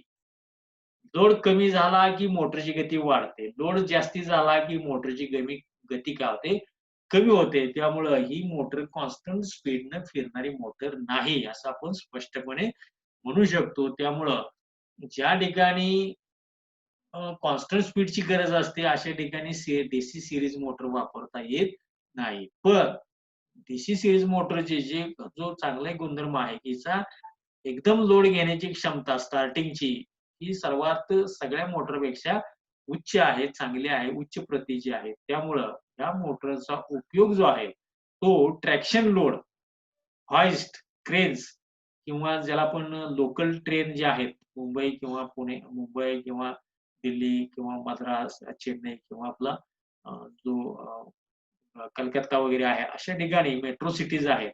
अशा ठिकाणी जी लोकल ट्रेन्स वापरल्या जातात किंवा चालवल्या जातात विद्युत सप्लायवरती, त्या ठिकाणी हाय स्टार्टिंग टॉर्कची गरज भासते. त्या ठिकाणी त्याचा वापर केला जातो. त्याच्यानंतर या ठिकाणी काही ज्या क्रेन्स वगैरे असतात, क्रेनमध्ये काही हॉइस्ट आहे तिथं आपण बघतोय डायग्राममध्ये. अशा ठिकाणी डीसी सीरीज मोटर वापरली जाते. म्हणजे लोड जो आहे, तो लोड एकदम जास्त उचलण्याची क्षमता त्या मोटरमध्ये असणं आवश्यक आहे आणि त्या दृष्टीनं ही मोटर काय केली जाते, वापरली जातात. होइस्ट, क्रेन्स इथं दाखवलेलं आहे, की the DC series motor is used in applications where torque and speed requirement vary substantially and in job that require a heavy starting torque and high rate of accelerations as the traction, hoist, cranes and heavy construction. तर ज्या ठिकाणी आपल्याला अतिशय उच्च starting टॉर्कची गरज असते, अशा ठिकाणी काय करावं लागते, ही मोटर वापरावी लागते आणि जेवढा टॉर्क जास्त असतो तेव्हा स्पीड काय राहते, कमी राहते. कारण कमी स्पीडनं आता उदाहरणार्थ आपण समजा की लोकल ट्रेन घेतली. ह्या ठिकाणी आपण बघतोय, हा जो लोकल ट्रेनचा जर भाग घेतला, तर याच्यामध्ये जी मोटर आहे, एसी सीरीज मोटर वापरली असते आणि जेव्हा ह्या ट्रेनमध्ये जर बघितलं, तर लोड खूप असतो. म्हणजे प्रत्येक जे पॅसेंजर त्याच्यामध्ये बसलेले असतात, की तो जो लोड आहे, तो खूप जास्तीचा लोड असतो आणि अशा वेळी स्टेशनमधनं गाडी चालू होताना त्या ठिकाणी सगळा लोड उचलण्याची क्षमता त्या मोटरमध्ये किंवा त्या ट्रेनमध्ये असणं गरजेचं आहे. त्यासाठी तिथं ही सीरीज मोटर फार उपयोगी पडते. तसंच हॉइस्ट किंवा क्रेन याच्यामध्ये सुद्धा सुरुवातीचा लोड हा अतिशय जास्ती असतो, कनेक्टेड असतो. त्यामुळे तिथेही काय राहते डीसी सीरीज मोटरची गरज भासते. तर हे काही उपयोग आहेत. आपल्याला नेहमी विचारले जातात, की सीरीज मोटर कोणत्या ठिकाणी वापरली जाते. याच्यामध्ये जिथं हाय स्टार्टिंग टॉर्कची आवश्यकता असते, अशा ठिकाणी किंवा सुरुवातीला स्पीड कमी आपल्याला हवा हवा हवा असते, अशा ठिकाणी या मोटरचा वापर केला जातो. ती जी उदाहरणं आहेत त्याच्यामध्ये ट्रॅक्शन लोड, त्याच्यानंतर हॉइस्ट आहे, त्याच्यानंतर क्रेन आहे, त्याच्यानंतर काही हेवी कन्स्ट्रक्शन ट्रक्स वगैरे आहेत. असे सुद्धा आहेत, की जिथं हेवी लोड एकदम उचलण्याची गरज असते. तर त्याच्यामध्ये आता ट्रॅक्शन मोटर म्हणजे काय? आता एवढं आपल्याला डिटेल काही त्याची आवश्यकता नाही. पण ट्रॅक्शन लोड जे आपण म्हणतो, की अचानक जी लोकल ट्रेनमध्ये एकदम लोड घेण्याची क्षमता त्या लोकलमध्ये ट्रेनमध्ये असणं आवश्यक आहे. त्या ठिकाणी जी मोटर वापरली ती सीरीज मोटर आहे. तर त्याच्यामध्ये ट्रॅक्शन लोड कसा ट्रॅक्शन मोटर कशी असते किंवा काय असते हे दाखवलेलं आहे. प्रत्यक्ष याच्यामध्ये जर बघितलं तर हे मोटर कनेक्शन बॉक्स आहे. हाच आपला याच्यामधला महत्त्वाचा भाग आहे. याच्यावरती जे आपण लोड वगैरे देणार आहे किंवा links connecting wheel two wheel म्हटलेलं आहे. त्याच्यानंतर ड्राईव्ह पिनियन इथं दाखवलेला आहे. गिअर दाखवलेले आहे. त्या पद्धतीनं इथं जो लोड आहे तो असा या पद्धतीने आजचे गिअरच्याच माध्यमातून काय केला जातो, जोडला जातो. ह्या बाजूला आतलं कन्स्ट्रक्शन दाखवलेलं आहे. इथं काय की मॅग्नेट दाखवलेला आहे. इथे फील्ड वाइंडिंग दाखवलंय. म्हणजे हा जो पोर्शन आहे हा फील्ड वाइंडिंग दोन्ही बाजूला दाखवलेला आहे. त्याच्यानंतर हा मॅग्नेट दाखवलेला आहे. ॲक्चुअली मॅग्नेट म्हणजे इथं आपण प्रत्यक्ष जे इलेक्ट्रोमॅग्नेटचाच वापर करत असतोय. त्याच्यानंतर जो आर्मेचर आहे, तो याच्यामध्ये फिरणारा भाग इथं दाखवलेला आहे. तर ही एक ट्रॅक्शन मोटर आहे. ॲक्चुअली ट्रॅक्शनसाठी वापरली जाणारी जी जी मोटर आहे त्याला पुढे हे कनेक्ट केलेलं असतं. त्याच्यानंतर आता मोटरच्या बाबतीत आपल्याला समजा मोटरची डायरेक्शन चेंज करायची असेल, म्हणजे क्लॉकवाईज आहे ते अँटी क्लॉकवाईज जर करायची असेल, तर आपण ती डायरेक्शन कशी चेंज करू शकतो? याच्या अनुषंगाने आपण इथं आता माहिती घेणार.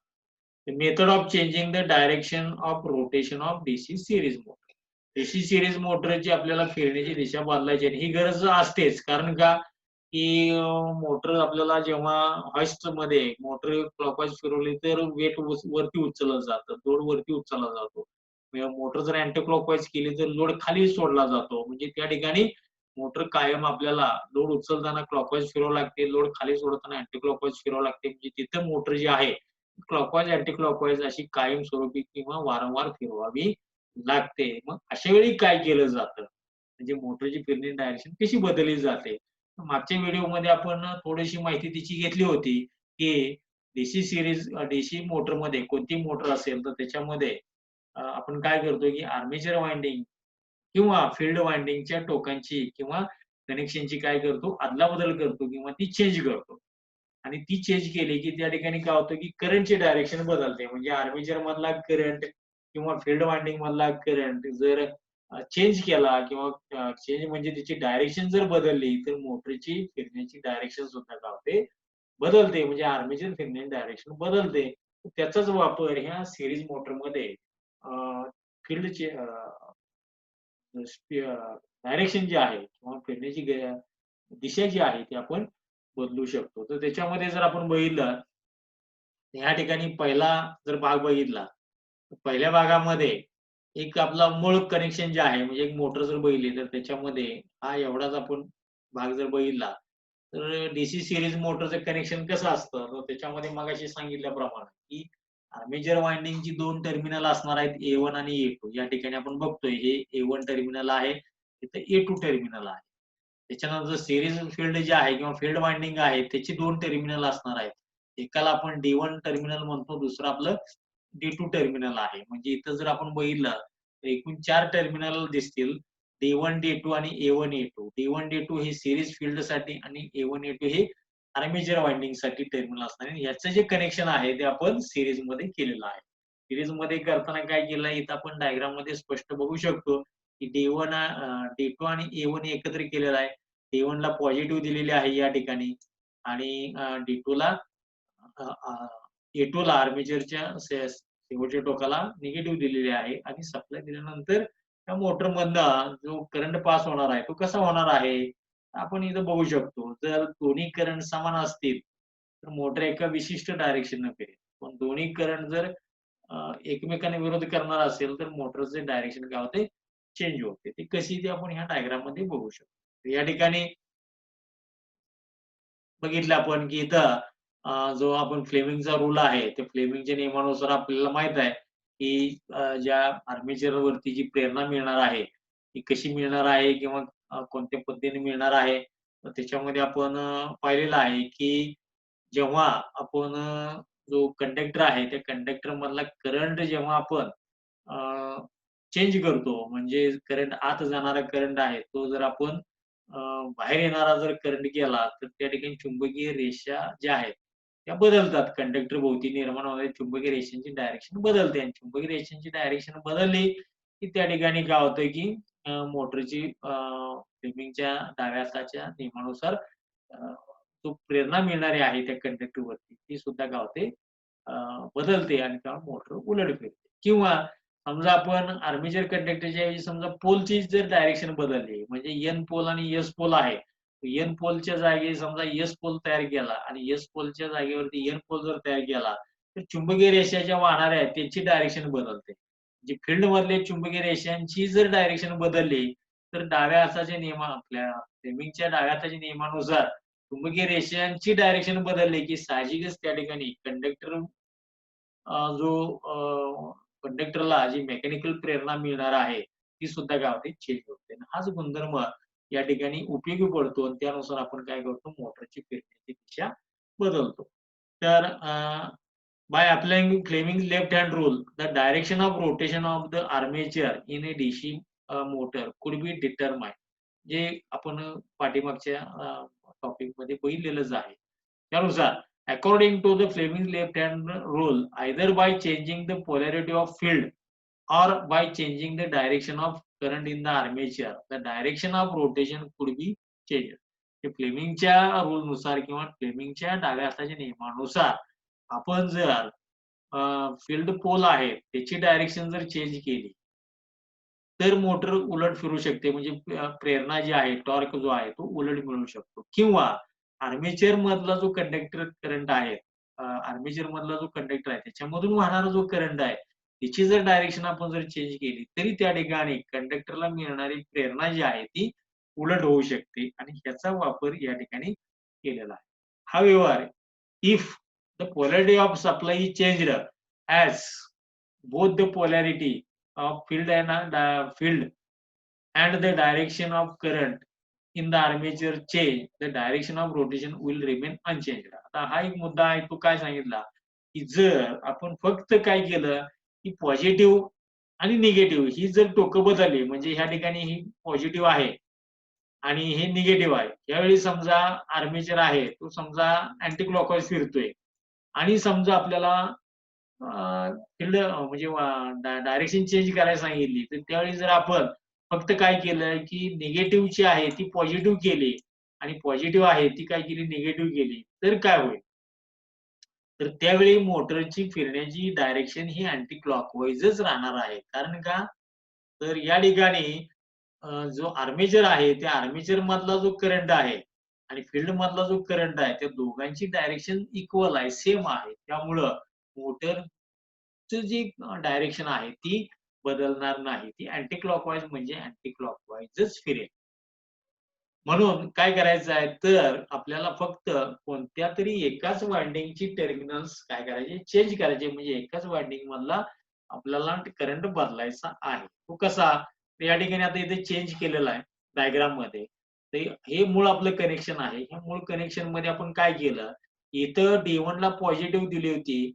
आता इथे काय केलं, की D2 ला पॉझिटिव्ह दिलेली आहे आणि जो करंट आहे तो D2 मधनं D1 मध्ये जाईल आणि D1 मधनं A1 मध्ये जाणार आहे.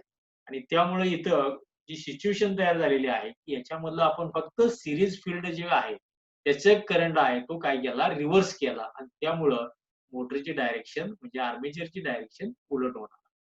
त्याच्यानंतर तिसरी जी डायग्राम आहे याच्यामध्ये काय केलं आपण, तर सीरीज वाइंडिंग आहे, ते सीरीज वाइंडिंगचं जे कनेक्शन आहे ते सेम ठेवलेलं आहे. म्हणजे A1 ला पॉझिटिव्ह दिलेलं आहे, A2 ला निगेटिव्ह दिलेली आहे. A2 म्हणजे A1 ला पॉझिटिव्ह दिलेली आहे. फक्त आपण काय चेंज केला तर आर्मेचरच्या टर्मिनलचा जो करंट आहे तो चेंज केला. आर्मेचरच्या A1 ला मगाशी पॉझिटिव्ह मिळत होती. आता काय झाली A2 ला पॉझिटिव्ह मिळते आणि A1 ला निगेटिव्ह मिळते. म्हणजे ह्या ठिकाणी चेंज जो झालेला आहे तो आर्मेचर करंट बदललेला. त्यामुळं मोटरची गती परत आणखी आपल्याला चेंज करता येईल. हेच या ठिकाणी आपण बघू शकतो.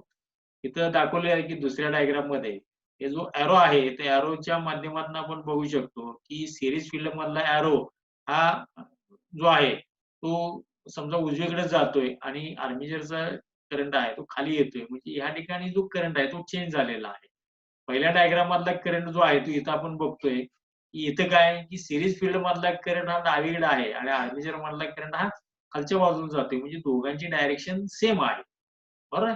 त्यामुळं या ठिकाणी मोटर समजा अँटी क्लॉकवाईज फिरते. आपल्याला चेंज करताना काय केलं आपण फक्त या ठिकाणी जो अ, दुसऱ्या स्टेपमध्ये काय केलं, इथं तर फील्डचा जो D1 मधून D2 मध्ये जाणारा जो करंट आहे, तो आता D2 मधनं D1 मध्ये पास झाला. म्हणजे डायरेक्शन चेंज झाली.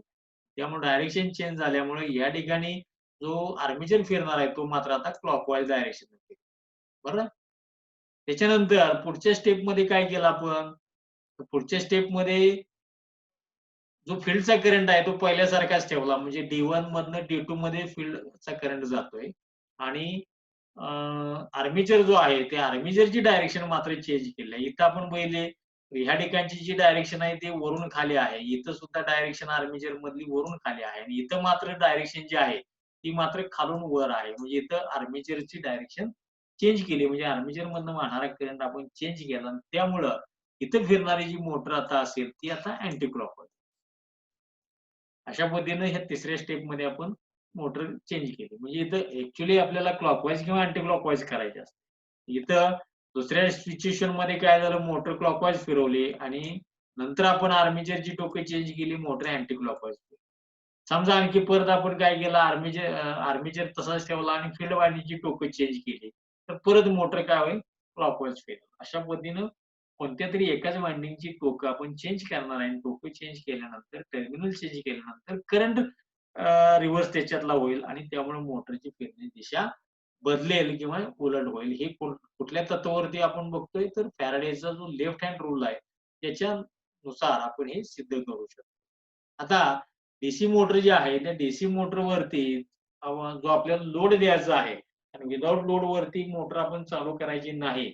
पण आपल्याला प्रॅक्टिकली मोटर जर आपल्याला चेक करायची असेल, तर त्यावेळी सुद्धा त्या मोटरवरती लोड देणं गरजेचं आहे आणि ते करत असताना मोटरवरती लोड कशा पद्धतीने द्यायचा किंवा कसा जोडला जातो, ते जर बघितलं तर त्याच्यामध्ये जी ब्रेक टेस्ट आहे, तर त्यावेळेला प्रत्यक्ष मोटर ज्या लोडेड असतात, म्हणजे जिथे इंडस्ट्रीजमध्ये ट्रॅक्शन लोड असेल किंवा होइस्ट असेल, अशा ठिकाणी लोड आपला कनेक्टेड असतो. परंतु जेव्हा आपण प्रॅक्टिकली मोटरवरती लोड देतो, तेव्हा त्या ठिकाणी लोड हा कोणत्या पद्धतीनं कसा द्यायचा, तर त्याचे जे 2 मेथड्स आहेत, ते मेथडची आपण थोडक्यात माहिती घेणार आहे. ॲक्चुअली हा प्रॅक्टिकल वरून आपण ते सिद्ध करू शकतो. पण थिअरेटिकल आपल्याला त्याची काही माहिती असणं आवश्यक आहे, की त्याच्यामध्ये पहिल्या मेथडमध्ये काय केलं जातं, दुसऱ्या मेथडमध्ये काय कोणत्या पद्धतीने लोड द्यायचा, ते आपण इथं बघणार आहे.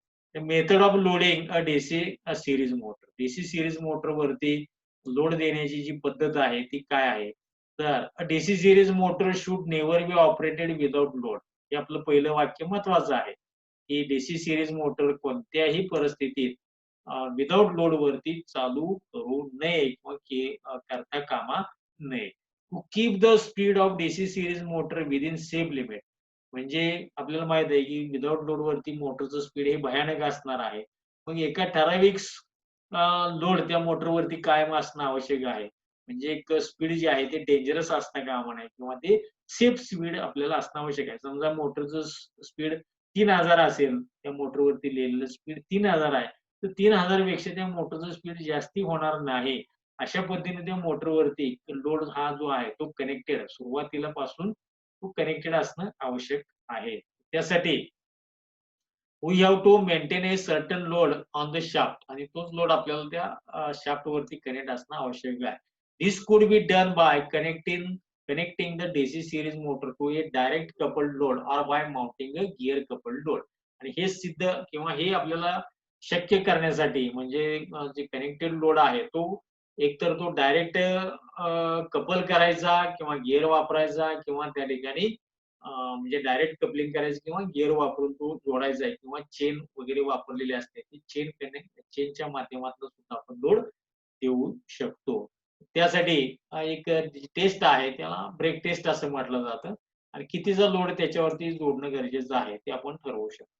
आता ही जी ब्रेक टेस्ट आहे ती मेथड फर्स्ट आहे. म्हणजे ब्रेक लावणे, ब्रेकसाठी तिथं बेल्ट वापरलेला असतोय आणि त्या बेल्ट स्प्रिंग वेट स्प्रिंग असते.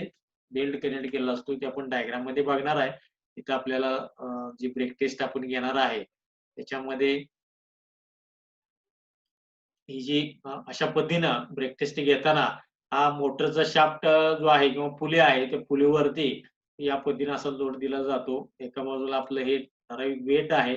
वेट आपण काउंट करायचं आहे W1 आणि इथं जो स्प्रिंग बॅलन्स आहे, स्प्रिंग बॅलन्सचं जे काउंटिंग आहे ते आपण इथे करू शकतो. W1 म्हणजे पहिलं वेट आहे आणि मोटरची डायरेक्शन जी आहे ती या बाजूनं म्हणजे अँटी क्लॉकवाईज आहे आणि अँटी क्लॉकवाईज फिरताना या ठिकाणी इकडं जे आहे त्या बाजूला ताण असणार आहे आणि ह्या बाजूला लूज बेल्ट असणार आहे. तर या पद्धतीनं आपल्याला लोड किती ठरवायचा आहे, तर त्यानुसार ब्रेक टेस्ट जी आहे ती अशी या पद्धतीने घेतली. तर याच्यामध्ये जर आपण बघितलं, तर ब्रेक टेस्टमध्ये काय सांगितलं जातं, की it is a direct method and consist of applying a brake through a special belt to a water cooled drum mounted on the motor shaft. Motor shaft वरती वॉटर कूल्ड केला जाणारा म्हणजे त्याचं जे घर्षण होणार आहे, ते घर्षणामुळे उष्णता निर्माण होते. ते कूलिंग करण्यासाठी वॉटर ड्रम वापरलेला असतोय आणि जो बेल्ट आहे तो कॅमल हेअर म्हणजे उंटाचे जे केस असतात किंवा चामडे जे आहे त्याच्या साहाय्यानं काय केलं जातं, हा बेल्ट तयार केला जातो. म्हणजे तो जो आहे त्याच्यामध्ये जी पकडण्याची ग्रिप आहे ती जास्त राहते आणि अशा पद्धतीनं हा बेल्ट वापरतात. One end of the belt is fixed to the ground via a spring balance. या डायग्राममध्ये आपण बघितलंय की बेल्टचं जे एक टोक आहे ते स्प्रिंग बॅलन्स म्हणजे जे स्प्रिंग बॅलन्स वेट आहे त्याच्यामध्ये कनेक्ट केलेलं असतं आणि other end of the end is connected to a suspended weight. म्हणजे हे दुसरं जे वेट आहे W1 ज्याला म्हणतात सस्पेंडेड म्हणजे टांगलेल्या स्वरूपात जे वेट आहे, वेट त्या ठिकाणी दाखवतो. The motor is run and the load on the motor is adjusted till it carries its full load current. आता मोटर जे आहे त्या मोटरवरती नेमप्लेट वरती लिहिलेल्यानुसार त्या मोटरचा एक लिमिटेड करंट आहे किंवा रेटेड करंट आहे. समजा 3 एचपीची मोटर आहे तिचा करंट समजा त्या कंपनीने दिलेला समजा 7.5-8 अँपिअर करंट आहे किंवा 10 अँपिअर करंट दिलेला आहे. तर 10 अँपिअर करंट घेईपर्यंत आपण त्या मोटरवरती लोड काय करू शकतो देऊ शकतो. तो लोड देत असताना त्याच्यामध्ये जे पहिलं वेट आहे, म्हणजे W1 म्हणजे सस्पेंडेड जे वेट आहे ते आणि दुसरं जे वेट आहे म्हणजे स्प्रिंग बॅलन्सचे वेट आहे. यांचा आपण विचार करून किंवा यांचं रीडिंग घेऊन आपण त्या ठिकाणी त्या मोटरवरती लोड काय करू शकतो, फिक्स करू शकतो किंवा ठरवू शकतो. हे प्रॅक्टिकली पण आपण बघितलेलं आहे, की त्याच्यामध्ये W1 आणि W2 यांचा विचार करून आपण कॅल्क्युलेशन करतो. आता हे करत असताना इथे कॅल्क्युलेशन जे केलं जातं, ते काय केलं जातं? डायग्रामचा विचार केला तर इथं आपण बघू शकतो. इथं सस्पेंडेड वेट जे आहे ते W1 आहे. त्याच्यानंतर स्प्रिंग बॅलन्सचं वेट आहे त्याला W2 म्हटलेलं आहे आणि ते असं एका ठिकाणी फिक्स केलेलं आहे आणि ही जी मोटरचा जो शाफ्ट आहे, ज्याच्यावर कनेक्टेड पुली आहे, ती मोटर आता अँटी क्लॉकवाईज आपण फिरवतोय आणि त्याच्यावरती हा जोडलेला लोड आहे. आता लोड किती द्यायचा आहे W1 तर मोटरचा जो लोड करंट आहे तेवढा करंट घेईपर्यंत आपण त्या मोटरवरती लोड वाढवायचा आहे. म्हणजे W1 ची किंमत जी आहे ती तिथे समजा 10 किलोग्राम, 20 किलोग्राम, 50 किलोग्राम, 100 किलोग्राम जे आहे ते आपण वाढवत जाणार आहे. कधीपर्यंत वाढवत जाणार आहे? तर मोटरचा करंट जो रेटेड करंट आहे तिथपर्यंत आपण वाढवत जाणार आहे. त्यावेळी W1 ची किंमत आणि W2 या ठिकाणी जो स्प्रिंग बॅलन्स आहे तो काहीतरी रीडिंग दाखवेल. त्या दोघांची व्हॅल्यू किंवा किमती या फॉर्म्युलामध्ये टाकून आपण काय करू शकतो त्या ठिकाणी मोटरचा जे लोड देऊ शकतो, त्याची एच काढू शकतो. ते कसं किंवा काय?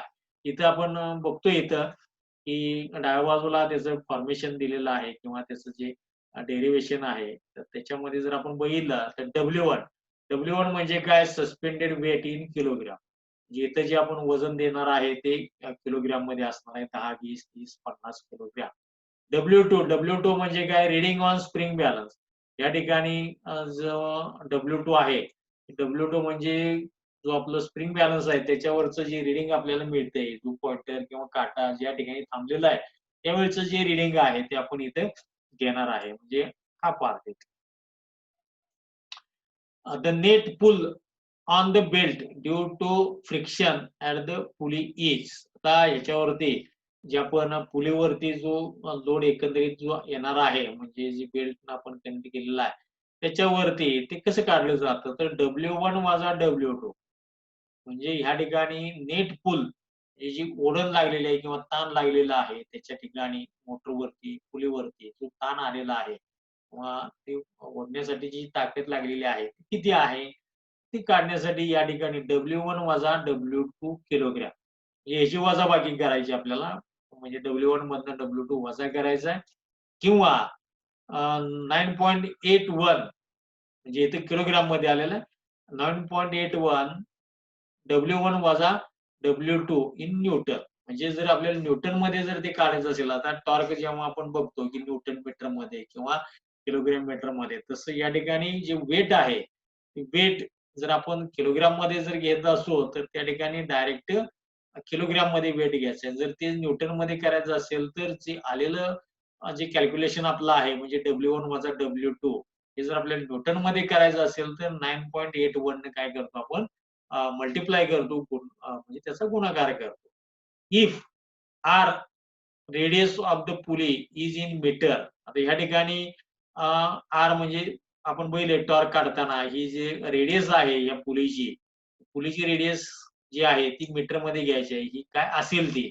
पुली किती किती त्याची त्रिज्या आहे ती आपण विचारात घेणार आहे.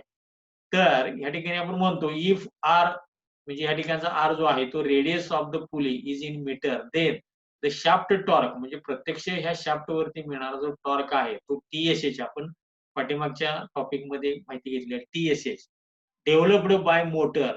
हा जो मोटरनं शाफ्ट वरती जो टॉर्क जो डेव्हलप केलेला आहे तो किती असेल? तर तो जर आपल्याला काढायचा असेल तर त्याचं जे सूत्र आहे, तर इथं दाखवलेलं आहे की W1 minus W2 into radius आणि ह्यांचा जो गुणाकार आहे तो जो आहे तो टॉर्क असणार आहे. कोणता? टी-एस-एच. याला आपण काय म्हणणार आहे? टॉर्क हा कुठला आहे? शाफ्ट टॉर्क आहे. त्याला काय म्हणतो आपण? Shaft torque. तर शाफ्ट टॉर्क किती आला? W1 वजा W2 म्हणजे इथं समजा एक 100 किलोग्रामचं वजन आहे आणि स्प्रिंग बॅलन्सचं वेट आहे ते कमीच राहतं. त्याला स्लॅक साइड म्हटलं जातं आणि ही टेन्शन साइड असते. तर स्लॅक साइडला जे वेट आहे ते कमी दाखवेल. ते किती दाखवेल? तर समजा ते समजा 50 दाखवला तर 100 वजा 50 हे 50 आणि रेडियस आहे ती मीटरमध्ये घेणार आहे. ॲक्चुअली मीटरमध्ये घेताना ती पॉइंटमध्ये येईल. म्हणजे 20 सेंटीमीटर असेल तर 0.20 अशा पद्धतीनं त्याचा माप येईल आणि जो 50 गुणिले 0.20 यानुसार त्या ठिकाणी जो टॉर्क आहे तो 10 न्यूटन मीटर असा टॉर्क येईल किंवा किलोग्राम मीटर असा टॉर्क येईल आणि तो जर न्यूटन मीटरमध्ये करायचा असेल तर इथं फक्त आपला हा जो कॉन्स्टंट आहे 9.81 हा कॉन्स्टंटनं जर गुणला तर तोच टॉर्क जो कशात येणार आहे न्यूटन मीटरमध्ये. म्हणजे बऱ्याच वेळेला परीक्षेमध्ये टॉर्क हा न्यूटन मीटरमध्ये काढा असं विचारलं जातं, सांगितलं जातं. तेव्हा आपल्याला काय करायचं आहे ते लक्षात ठेवा, की 9.81 न काय करायचंय मल्टिप्लाय करायचं. आता if N motor or a drum speed in RPS. आता ह्या ठिकाणी मोटरचं जे स्पीड आहे, ती स्पीड कशात घेणार आहे आपण? सेकंदामध्ये घेणार आहे. म्हणजे मागे आपण जे सूत्र पाहिलेलं आहे, की मोटर आउटपुट पॉवर जर आपल्याला काढायची असेल तर टॉर्क इंटू 2πn हे आपण बघितलेलं आहे. टॉर्क पैकी टॉर्क कोणता आहे? तर TSH म्हणजे शाफ्ट वरती मिळणारा टॉर्क गुणिले 2πn. आता इथं आरपीएम जे आपल्याला मोटरचं दिलेलं असते आपण जे काउंट करतो ते मीटरच्या सहाय्याने समजा टेकोमीटरच्या सहाय्याने जर काउंट केला तर ते आरपीएम ही मिनिटामध्ये असते म्हणजे रिव्होल्यूशन पर मिनिट मध्ये असते. ते आपल्याला सेकंदामध्ये जर म्हणजे करू शकतो आपण. तर इथं सेकंदामध्ये घ्यायचं आहे. त्यानुसार जर आपण काढला तर आउटपुट पॉवर जर आपल्याला माहीत करायची असेल तर 2π एन इथं तर W1 - W2 into R watt हे या ठिकाणी आपण घालू शकतो. म्हणजे या ठिकाणीची जी किंमत आहे ती TSH बरोबर TSH बरोबर काय? तर TSH ची आपण इथे किंमत काढलेली आहे. न्यूटन मीटरमध्ये काढताना 9.81 into W1 W2 into R ते इथं आपण घेतलेलं आहे. अशा पद्धतीनं या ठिकाणी हा भाग आलेला आहे आणि हा जो एन आहे, तो एन जो आहे तो आपण कुठनं घेतलाय 2πn मधनं घेतला. अशा पद्धतीनं जर याचं कॅल्क्युलेशन केलं तर 2π इंटू 9.81 म्हणजे इथं जो फिगर येणार आहे ती किती येते 61.8 68 म्हणजे 9.81 इंटू 2π ची व्हॅल्यू किती असते 2 आणि पायची व्हॅल्यू 3.14 म्हणजे 3.14 गुणिले 2 म्हणजे अ, या ठिकाणी किती येईल की 6.28 आणि 6.28 गुणिले 9.81 बरोबर किती येणार आहे 61.68 आणि हे जे आहे ते न्यूटन मीटरमध्ये जे आणि गती जी आहे ते आपण आरपीएस मध्ये घेणार आहे. त्याच्यानंतर W1 वजा W2 इंटू R याची व्हॅल्यू आपण अगोदर सुद्धा काढू शकतो. त्यामुळे नंतर let V the supply voltage. आता व्होल्टेज जे आहे म्हणजे मोटरला आपण जी टेस्ट घेणार आहे, तर मोटरला पुरवलेलं जे व्होल्टेज आहे, टर्मिनल व्होल्टेज असेल किंवा अप्लाइड व्होल्टेज असेल, ते 250 व्होल्ट असेल, 240 व्होल्ट असेल, त्याची व्हॅल्यू. त्याच्यानंतर लोड करंट. तो करंट आपण काउंट करणार आहे. तो करंट किती आहे? तर I. लोड करंट आहे तो मोटरचा करंट आपण मोजणार आहे अॅमीटरच्या सहाय्याने तो करंट. यावरून आपण काय म्हणतो की इनपुट पॉवर किती दिली आपण त्या मोटरला तर मोटरची इनपुट पॉवर बरोबर काय व्होल्टेज इंटू करंट तर दिलेलं व्होल्टेज पुरवलेलं व्होल्टेज गुणिले आर्मेचर मधनं वाहणारा किंवा मोटर मधनं वाहणारा करंट यांचा गुणाकार आपण वॅट मध्ये काढलेला आहे. यावरून आपण इफिशियन्सी बरोबर काय एफिशियन्सी आपण प्रत्येक उपकरणाची इफिशियन्सी काढतो आउटपुट डिवायडेड बाय इनपुट आणि पर्सेंटेजमध्ये काढताना इनटू काय करतो 100 या ठिकाणी समजा आपल्याला एफिशियन्सी काढताना आउटपुट भागिले इनपुट जर केला आउटपुट काय या ठिकाणचं आउटपुट आपण इथे काढलेलं आहे की मोटरचं आउटपुट हे इथे काढलेलं आहे मेकॅनिकल पॉवर आहे ती मोटरचं आउटपुट काय मेकॅनिकल पॉवर आहे आणि मोटरचे इनपुट काय इलेक्ट्रिकल पॉवर आहे. मेकॅनिकल पॉवर आपण इथे काढलेली आहे. किती आलेली आहे? तर ती जी आपण सूत्र जे मांडून तयार केलेली जी पॉवर आहे इथे घेतलेली आपण बघा. ही 61.68 N into W1 minus W2 in bracket आणि इंटू आर म्हणजे रेडियस. त्यानुसार हे सगळं घेतलं आणि इनपुट काय तर voltage divided voltage into current. त्या पद्धतीने ही आपण इथे घेतलेला आहे आणि त्यानुसार त्या जर किमती इथं जर घातल्या, तर त्याच्यावरून आपल्याला काय सांगता येतं, की इथं आपण ह्या सूत्रानुसार काय करू शकतो, की न्यूटन मीटरमध्ये आपण जर न्यूटन मीटरमध्ये टॉर्क वगैरे जर दिला असेल, त्यानुसार आपण हे करू शकतो. आणि further the metric horse power developed by the motor can be calculated by the formula. आता मेट्रिक पॉवर जर आपल्याला काढायची असेल, म्हणजे जसं ब्रिटिश हॉर्स पॉवर किंवा मेट्रिक हॉर्स पॉवर, त्यासाठी कोणतं सूत्र वापरलं जातं किंवा वापरायचं, तर ते म्हणजे जी पॉवर आपण कशामध्ये घेतलेली आहे, की न्यूटन मीटर या ठिकाणची जी आहे, ती आपण आता काढलेली आहे. त्याच्यामध्ये इनपुट पॉवर किंवा आउटपुट पॉवर न्यूटन मीटरमध्ये घेतलेली पॉवर आहे किंवा किलोग्राम मीटरमध्ये घेतलेली आहे. त्याच्या पद्धतीनं जर आपल्याला हॉर्स पॉवरमध्ये जर काढायची असेल, मेट्रिक हॉर्स पॉवरमध्ये, त्याचं जे सूत्र आहे ते 2πn इंटू टॉर्क. टॉर्क कोणता? एस-एच म्हणजे शाफ्ट टॉर्क डिव्हायडेड बाय 735 0.6 म्हणजे 735.5 किंवा 735.6 या पद्धतीनं आपण काय करू शकतो एचपी काढू शकतो. Where N in the speed, where N is the speed in RPS. इथं जे स्पीड आहे एन ते सेकंदामध्ये घेणं गरजेचं आहे. ठीक आहे. तर T is the shaft torque in newton metre. Newton metre मध्ये आपण जर ह्या ठिकाणी जर काढायचं असेल तरी हे जी कॅल्क्युलेशन आहे 2 pi N T S A divided by 735.6 ने काढलं तरी हा जो आपल्याला मिळणारा जो टॉर्क आहे तो कशामध्ये येणार आहे, हा न्यूटन मीटर मध्ये घेणार. अशा पद्धतीनं आपण या ठिकाणी काय करू शकतो, पूर्णपणे जी ब्रेक टेस्ट आहे त्या ब्रेक टेस्ट मधल्या सेकंड मेथडनं आपण फर्स्ट मेथडनं आपण काय करू शकतो, एकंदरीत टॉर्क काढू शकतो. त्याच्यानंतर दुसरी जी मेथड आहे, दुसरी मेथड जी आहे त्या दुसऱ्या मेथडची पण आपल्याला माहिती असणं आवश्यक आहे. त्याच्यामध्ये काही बाबी आणखी आपण बघू शकतो. The power rating given in the nameplate of the motor indicates the horse power which is developed at the shaft. मोटरच्या नेमप्लेट वरती जी पॉवर दिलेली असते ती आउटपुट पॉवर असते ती कशात असते, एचपी मध्ये असते, हॉर्स पॉवर मध्ये असते. काही वेळेला त्या ठिकाणी म्हणजे आपल्याला ते कन्व्हर्ट करावं लागते, किलोवॅट मध्ये कन्व्हर्ट करावं लागते. तर ही एचपी मध्ये दिलेली पॉवर आहे. त्याच्यानंतर ती शाफ्ट वरती आपल्याला ती मिळते. दुसरं, the simple brake test describe above can be used for small motors. आता आपण जी आहे ब्रेक टेस्ट पाहिली ती काही कमी एचपीच्या मोटरसाठी योग्य आहे. जेव्हा जास्त एचपीचे मोटर असतात त्या ठिकाणी मात्र ही टेस्ट आपल्याला घेता येत नाही. कारण त्या ठिकाणी वेट जे आहे ते वेट जास्त आवश्यक आहे. Because in case of larger motors, it is difficult to dissipate the large amount of heat generated at the brake.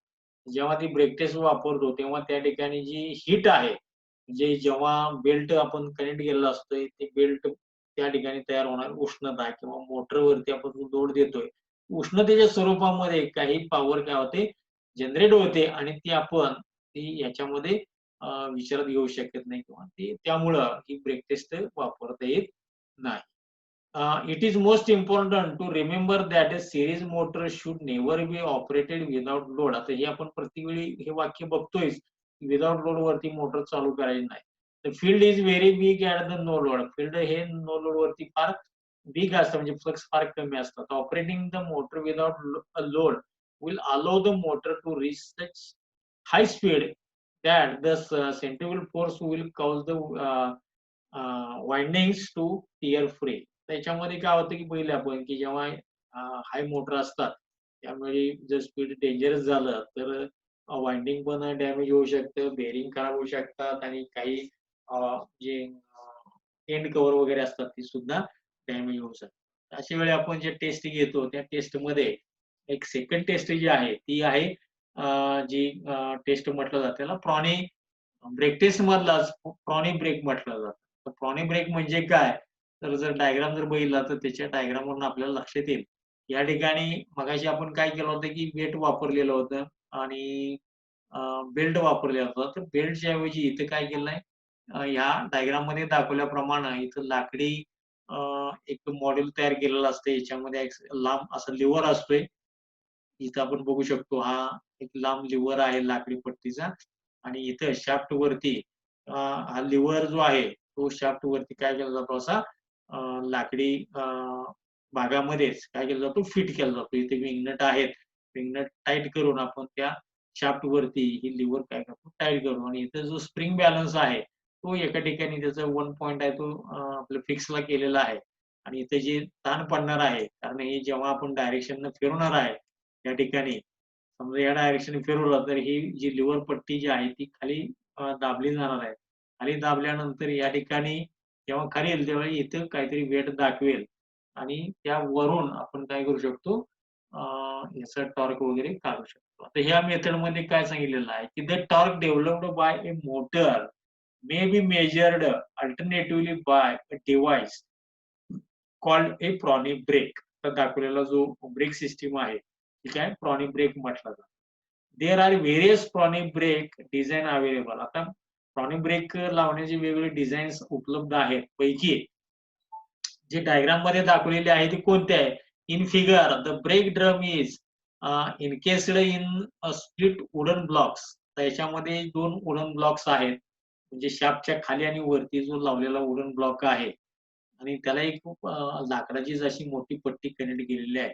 तर त्याच्यामध्ये by tightening the wing nuts, the pressure of the wooden block on the brake drum can be varied and thereby the load can be adjusted on the desired value. The brake drum has an extension torque arm that is fastened to a spring scale which measure the force developed on the brake drum in newtons. याच्यामध्ये जे आपण बघितलं की इथं जी पट्टी आहे ही एक विशिष्ट लांबीची पट्टी आहे, लिव्हर पट्टी. याला लांबी आहे, लेंथ याला म्हटलं जातं आणि इथे जे लाकडी जे 2 ब्लॉक्स आहेत, ते काय केले जातात विंग नटच्या सहाय्याने शाफ्टवरती टाईट करायचे किंवा लूज करायचे. जर टाईट केले तर त्या ठिकाणी लोड वाढला जातो आणि जर लूज केले तर लोड काय केला जातो, कमी केला जातो आणि तो किती वाढला, किती कमी केला, त्याचं जे काउंटिंग आहे, ते इथं जो स्प्रिंग बॅलन्स आहे, या स्प्रिंग बॅलन्सच्या सहाय्याने आपण मोजू शकतो आणि त्यावरून आपण मोटरमधलं जे टॉर्क जो आहे, तो किती डेव्हलप झालेला आहे, तो आपण चेक करू शकतो. तर ही एक पद्धत आहे आणि ह्या पद्धतीमध्ये काय दाखवलेलं आहे, तर the torque developed is the product of net force on the scale in newtons into the effective length L of the torque R. आता इथं आपण बघितलंय की टॉर्क कसा काढायचा, तर टॉर्क म्हणजे फोर्स इंटू डिस्टन्स आपण बघितलेला आहे. पाठीमागे जे एकदम आपण फोर्स म्हणजे जे एकदम टॉर्क बघितला की त्याच्यामध्ये आपण त्रिज्या घेतलेली आहे. त्रिज्या म्हणजे त्या ठिकाणी डिस्टन्स किती तो वापरणार आहे त्यानुसार. तर स्प्रिंग बॅलन्स रीडिंग हे किलोवॅटमध्ये किलोग्राममध्ये आपण घेणार आहे आणि लांबी जी आहे, ती जो एल पट्टी जी आहे, मोठी लिव्हर पट्टी आहे, त्याची लांबी आपण एलमध्ये घेणार आहे. The efficiency and the output of the motor in metric horsepower.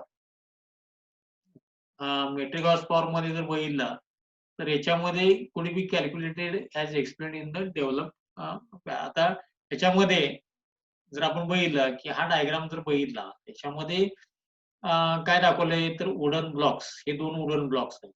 हा पहिला वुडन ब्लॉक आहे, हा दुसरा वुडन ब्लॉक आहे. बरोबर? त्याच्या ग्रूव्हमध्ये काय केलेलं आहे की इथं विंग नटच्या सहाय्याने ते फिट केलेलं आहे आणि जो पहिला वुडन ब्लॉक आहे त्याला एक अशी पट्टी अखंड पट्टी त्याला कनेक्ट केलेली आहे. त्याला लिव्हर पट्टी म्हटलं जातं आणि त्याचा जे एक शेंडा आहे तो काय केलेला आहे शेवटचा तो स्प्रिंग बॅलन्सच्या हुकमध्ये कनेक्ट केलेला आहे. बरोबर आहे? जेव्हा आपली मोटर आपण फिरवणार आहे, तेव्हा त्या ठिकाणी ही डायरेक्शन जी आहे, ती समजा क्लॉकवाईज डायरेक्शनने फिरवताना लोड आपण त्याच्यावरती विंग नट टाईट करून लोड देऊ शकतो किंवा विंग नट लूज करून काय करू शकतो, लोड कमी करू शकतो. त्यावेळी जो टॉर्क आहे तो डायरेक्ट आपण काढू शकतो. कसा काढू शकतो? तर स्प्रिंग बॅलन्स वरचं किंवा स्प्रिंग स्केल आहे याच्यावरचा रीडिंग म्हणजे किलोग्राम मधलं रीडिंग आणि पट्टीची लांबी. आता पट्टीची लांबी काही बदलणार नाही. पट्टीची लांबी जी आहे ती इथं आपल्याला जी समजा मीटरमध्ये घेतलेली आहे. समजा 1 मीटर लांबीची पट्टी आहे. जी ह्यापासून मोजलेली आहे. आता कुठून मोजायची आहे? तर इथे शाफ्टचा सेंटर इथं दाखवले बघा. हा शाफ्टचा सेंटर आणि ज्या ठिकाणी स्प्रिंग बॅलन्सचा हूक अडकवलेला आहे, ते अंतर जे आहे त्याला लेंथ म्हटलं जातं. ही स्टँडर्ड लेंथ. ही लेंथ जी आहे ती लेंथ मीटरमध्ये आपण घेणार आहे. ही लेंथ आणि ह्या स्प्रिंग बॅलन्सचं रीडिंग यांचा गुणाकार डायरेक्ट केला, की आपल्याला इथे टॉर्क मिळू शकतो. एकदम सोप्या पद्धतीने आपण हा टॉर्क काढू शकतो. आता इथं टॉर्क काढताना स्प्रिंग जी आहे, जी विंग नट आहे, ती विंग नट आपण लूज करायची किंवा टाईट करायची. आता फुल लोड वरती जर करायचं असेल, तर जेव्हा आपण ही विंग नट जास्ती टाईट करू, तेव्हा साहजिकच मोटरवरती लोड जास्त येतो आणि मोटरवरती लोड जास्त आल्यामुळं मोटरचा करंट वाढतो. आणि तो जो करंट आहे, तो रेटेड करंट जोपर्यंत आपल्याला अ, जोपर्यंत आपण नेतो, तोपर्यंत या ठिकाणी आपल्याला काय मिळेल, की मोटरचा टॉर्क मिळेल आणि रेटेड करंटच्या पेक्षा जर आपल्याला करंट लोड कमी करायचा असेल, तर विंग नट काय करायची, लूज करायची आणि त्यावेळेचा टॉर्क आपण काढू शकतो. म्हणजे डिफरंट लोडवरती डिफरंट टॉर्क हा कसा असतो, तो आपण काढू शकतो. आपण बघितलेला आहे, की जेवढा लोड जास्त असेल, तेवढा टॉर्क जास्त राहतो. लोड जेवढा कमी असेल, तेवढा टॉर्क कमी राहतो. याची आपण गुणधर्म बघितले. ठीक आहे. ह्या पद्धतीनं या ठिकाणी जर आपण बघितलं, तर इथं आपण हे बघू शकतो, जी मेथड सेकंड जी आहे, ते मेथड सेकंडमध्ये क्रॉनिक ब्रेक टेस्ट जी आहे, टेस्टचा विचार केला तर आपण या ठिकाणी अ, ते बघू शकतो. आता याच्यामध्ये जे कॅल्क्युलेशन आहे, ते कॅल्क्युलेशन समजा आपल्याला विचारलं करायचं असेल, तर इथं दाखवलेलं आहे प्रॉनी ब्रेक आर्म म्हणजे ती जी आर्म किंवा जी पट्टी आहे, लिव्हर ज्याला आपण म्हणतोय, ती arm is 0.4 metre in length म्हणजे त्याची जी लांबी आहे ती 4 मीटर आहे. The wing nuts on the brake are tightened on the motor pulley म्हणजे मोटर पुलीवरचे जे विंग नट आहेत ते आपण काय केले टाईट केले आणि त्यावेळेचा जो क्रिएटिंग जो फोर्स आहे तो 50 किलोग्राम वेट आहे. What is the torque that is being developed in the motor. आता ह्या ठिकाणी तो फोर्स विंग नट टाईट केल्यानंतर त्या ठिकाणी जो आहे न्यूटन मीटरमध्ये आपल्याला विचारलंय म्हणजे 1 किलोग्राम वेट बरोबर 9.8 न्यूटन मीटर आहे. आणि याच्यामध्ये काय सांगितलं की टॉर्क इज इक्वल टू काय तर फोर्स इंटू लेंथ. लेंथ जी आहे ती किती दाखवलेली आहे 0.4 मीटर दाखवली आहे. फोर्स जो आहे तो किती आहे 50 के आहे. ते आपल्याला न्यूटन मीटरमध्ये करायचं आहे म्हणून 50 इंटू 9.81 केलेला आणि याचा जो गुणाकार केला, तर सरळ जो गुणाकार येतो तो काय आहे या ठिकाणचा 196.2 आलेला आहे. अशा पद्धतीने आपण टॉर्क काढू शकतो. असं हे एक सिंपल कॅल्क्युलेशन आहे. त्याच्यानंतर दुसरं काय की in the above case calculate the metric HP developed by the motor when shaft speed is in 1500 आता हेच आपल्याला काय सांगितलंय, की जर मोटरचं स्पीड 1500 न असेल, तर मोटरचं एच-पी काढायचं आहे. म्हणजे टॉर्क तर आपण आता काढलेला आहे आणि एच-पी काढायला सांगितलेलं आहे. तर इथं मोटरचं एच-पी बरोबर काय तर 2 पाय एन टी, टी-एस-एच म्हणजे शाफ्ट टॉर्क डिव्हायडेड बाय 735.6 म्हणजे मेट्रिक हॉर्स पॉवरमध्ये आपण टाकतो. तर गती आपल्याला दिली किती 1500 आरपीएम. ते आपल्याला काय करायचे आहे सेकंदात करायचे आहे. मग सेकंदामध्ये जर केले तर किती येणार आहे ते 25 आरपीएस येणार आहे. म्हणजे या ठिकाणी जर गती जी आहे ती 25 आरपीएस येणार आहे. आणि टॉर्क जो आहे तो आपण काढलेला आहे. टॉर्क किती काढलाय 196.2 काढलेला आहे. म्हणजे शाफ्टचा टॉर्क किती आहे 196.2 आहे. बरोबर? आणि आपल्याला आता मेट्रिक एच-पी काढायचं आहे. तर 2 पाय, 2 पायची किंमत आपण घालू शकतो. 2 पायची किंमत 6.28 गुणिले एन, एन म्हणजे 25 आर-पी-एस जे आहे ते. ते एन आहे ते इथे घेतला. त्याच्यानंतर टॉर्क टी-एस-एच, टी-एस-एच किती घेतला 196 घेतला आणि डिव्हायडेड बाय 735.6 हे जर केलं तर याचं जे कॅल्क्युलेशन केलं तर याचं उत्तर किती येतं आपल्याला 41.9 म्हणजे ह्या मोटरचा एच-पी किती आहे? तर जवळपास 42 एच-पीची ही मोटर असणार आहे. म्हणजे ह्या पद्धतीनं त्या मोटरनं किती शक्ती बाहेर आपल्याला दिलेली आहे. तर 42 जवळपास 41.9 म्हणजे 42 मेट्रिक हॉर्स पॉवर एवढी शक्ती दिलेली आहे. अशा पद्धतीनं आपण काय करू शकतो? ह्या मोटरची काय करू शकतो? कॅपॅसिटी काढू शकतो किंवा आउटपुट काढू शकतो. बघा हे थोडंसं थेरॉटिकल भाग आहे, कॅल्क्युलेशनचा भाग आहे. त्याच्यामध्ये आपण जी ब्रेक टेस्ट जी आहे, म्हणजे मोटरवरती लोड देण्याची पद्धत कोणती आहे, ते आपण याच्यामध्ये पाहिलेली आहे, की त्यामध्ये आपण ब्रेक टेस्टचा वापर करून लोड देऊ शकतो. जसं आपण याच्यामध्ये पहिली मेथड जी आहे, त्याच्यावरती आपण डायरेक्ट साध्या पद्धतीने ब्रेक टेस्ट घेतलेली आहे. दुसरी पद्धत आहे ती प्रॉनी टेस्ट घेतलेली आहे. त्याच्यामध्ये लिव्हर जी आर्म आहे किंवा लाकडी आर्म आहे, त्याची लांबी विचारात घेतलेली आहे, वेट विचारात घेतलेला आहे. त्यानुसार आपण हे पाहिलेलं आहे. एकंदरीत आपण ह्या सीरीज मोटरमध्ये जे टप्पे पाहिलेले आहेत, त्या सगळ्याचा जर विचार केला, तर एकंदरीत आपण सीरीज मोटरमध्ये कोणकोणत्या बाबी पाहिलेल्या आहेत, त्या आपण एकत्रित बघू शकतो.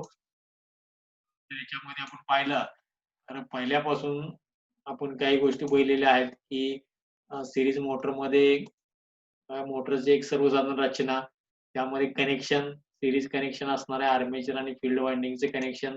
त्याच्यानंतर कॅरेक्टरिस्टिक्स आपण पाहिलेले आहेत. त्या कॅरेक्टरिस्टिक्समध्ये टॉर्क आणि लोडची कॅरेक्टरिस्टिक्स पाहिलेल्या आहेत. स्पीडची आणि लोडची कॅरेक्टरिस्टिक्स पाहिलेल्या आहेत. त्याच्यानंतर टॉर्क आणि स्पीडची कॅरेक्टरिस्टिक्स पाहिलेल्या आहेत. त्या सगळ्याच्या कॅरेक्टरिस्टिक्समध्ये आपण पाहिलेलं आहे, की लोड आणि टॉर्क यांचे कॅरेक्टरिस्टिक्समध्ये या पद्धतीने आपल्याला कर्व दिसतो. की सुरुवातीला जो लोड आहे, लोड जर आपण वाढवत गेलो सुरुवातीला, तर टॉर्क जो आहे तो आर्मेचरच्या करंटच्या प्रमाणात काय होतो वाढत जातो. या ठिकाणी आपण तो बघितलेला आहे. त्याच्यानंतर जी पुढची जी आहे स्पीड लोडची आहे त्याच्यामध्ये स्पीड जेवढं जास्त असेल तेवढा लोड अ, कमी असेल तर स्पीड जास्त राहतं आणि लोड जास्त झाला तर स्पीड कमी राहतं. त्याच्यानंतर स्पीड आणि टॉर्कमध्ये बघितलेलं आहे, की जेवढा स्पीड कमी तेवढा टॉर्क जास्त असतो आणि जेवढं स्पीड जास्त तेवढा टॉर्क कमी असतो. हे या मोटरचं एक वैशिष्ट्य आहे. त्याच्यानंतर मोटरचे काय आपण उपयोग बघितलेले आहेत. तर याच्यामध्ये मोटरचा स्टार्टिंग टॉर्क उच्च प्रतीचा आहे. हा एक चांगला गुणधर्म त्यामध्ये असल्यामुळं मोटरचा उपयोग जो आहे तो ट्रॅक्शन लोडसाठी केला जातो, क्रेनमध्ये केला जातो किंवा होइस्टमध्ये केला जातो. याची आपण माहिती घेतलेली आहे.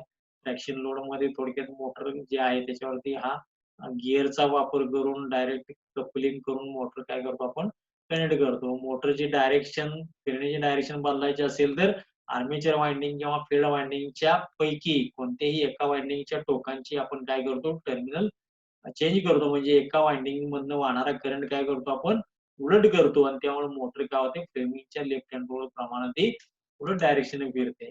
त्याच्यानंतर ब्रेक टेस्ट म्हणजे मोटरवरती लोड देताना ब्रेक टेस्ट किंवा मेथड पहिली जी आहे ती ब्रेक टेस्टमध्ये आपण टॉर्क काढू शकतो, कॅल्क्युलेशन सुद्धा करू शकतो. त्याची सूत्र इथं दिलेली आहेत. त्या सूत्रानुसार वापर करून आपण टॉर्क काढू शकतो किंवा एच-पी काढू शकतो. त्याच्यानंतर जी दुसरी मेथड आहे, की त्या मेथडमध्ये आपण ही मेथड पाहिली क्रॉनिक ब्रेक टेस्ट. त्याच्यामध्ये सुद्धा आपण टॉर्क काढू शकतो किंवा मोटरचा एच-पी काढू शकतो. याच्यामध्ये जी लिव्हर पट्टी आहे किंवा आर्म आहे, ती आर्मची लांबी गुणिले जो लोड स्प्रिंग बॅलन्सनं दाखवलेलं जे रीडिंग आहे त्याचा गुणाकार करून आपण डायरेक्ट मोटरचा टॉर्क काढू शकतो आणि एच-पी सुद्धा काढू शकतो. तर अशा पद्धतीनं आपण कॅल्क्युलेशन सुद्धा याच्यामध्ये काही करू शकतो. याच्यामध्ये थोडंसं एक छोटासा व्हिडिओ आहे. त्या व्हिडिओमध्ये सुद्धा आपण काय करू शकतो, थोडीशी माहिती घेऊ शकतो. जरी व्हिडिओ मोठा जरी झाला असला आपला, तरी काही गोष्टी याच्यामध्ये आपल्याला समजून घेणं आवश्यक आहे. त्यामध्ये आपण बघतोय की एक डीसी मोटर आहे. या डीसी मोटरमध्ये तिचं जर अंतर्गत रचना, बाह्य रचना बघितली तर याच्यामध्ये फ्रेम असणार आहे, एंड कव्हर असणार आहे. त्याच्यानंतर आतमध्ये आर्मेचर आहे फिरणारा. त्याच्यानंतर फील्ड वाइंडिंग आहे, फील्ड पोल आहेत. हे कशापासून बनवलं असतं याच्यासाठी आपण नंतर एक व्हिडिओ बघणार आहे, की मोटर मधले महत्त्वाचे जे भाग कोणते असतात ते. त्याच्यानंतर डीसी मोटरचे टाइप्स जे आहेत त्याच्यामध्ये एकंदरीत मोटरच्या बघितलं तर डीसी मोटर, एसी मोटर आणि स्पेशल मोटर असतात. पैकी आपण डीसी मोटर जर बघितल्या तर याच्यामध्ये डीसी शंट मोटर आहे, डीसी सीरीज मोटर आहे, डीसी कंपाऊंड मोटर आहे. तर या पद्धतीनं डीसी सीरीज मोटरची आपण प्रत्यक्ष माहिती घेतलेली आहे. डीसी सीरीज मोटरमध्ये जर आपण बघितलं तर याच्यामध्ये डीसी सीरीज मोटरच्या बाबतीत आपल्याला जे आपण गुणधर्म बघितले त्याच्यामध्ये काही कनेक्शन बघितली. तर कनेक्शनमध्ये इथं दाखवलेलं आहे, की आर्मेचर आहे त्याच्या सीरीजमध्ये हे फील्ड वाइंडिंग जोडलेलं आहे आणि इथं आपण काय करतोय सप्लाय देतोय. आता ही सीरीज एक्साइटेड डीसी मोटर आहे. इथं आपण तसा डायग्राम बघू शकतो. त्याच्यानंतर समजा आपण पुढे बघितलं तर याच्यामध्ये काही गुणधर्माचा विचार आपण केला. तर हे फील्ड वाइंडिंग आहे, आर्मेचर वाइंडिंग एकमेकांना सीरीजमध्ये आहे म्हणून ही सीरीज मोटर आहे.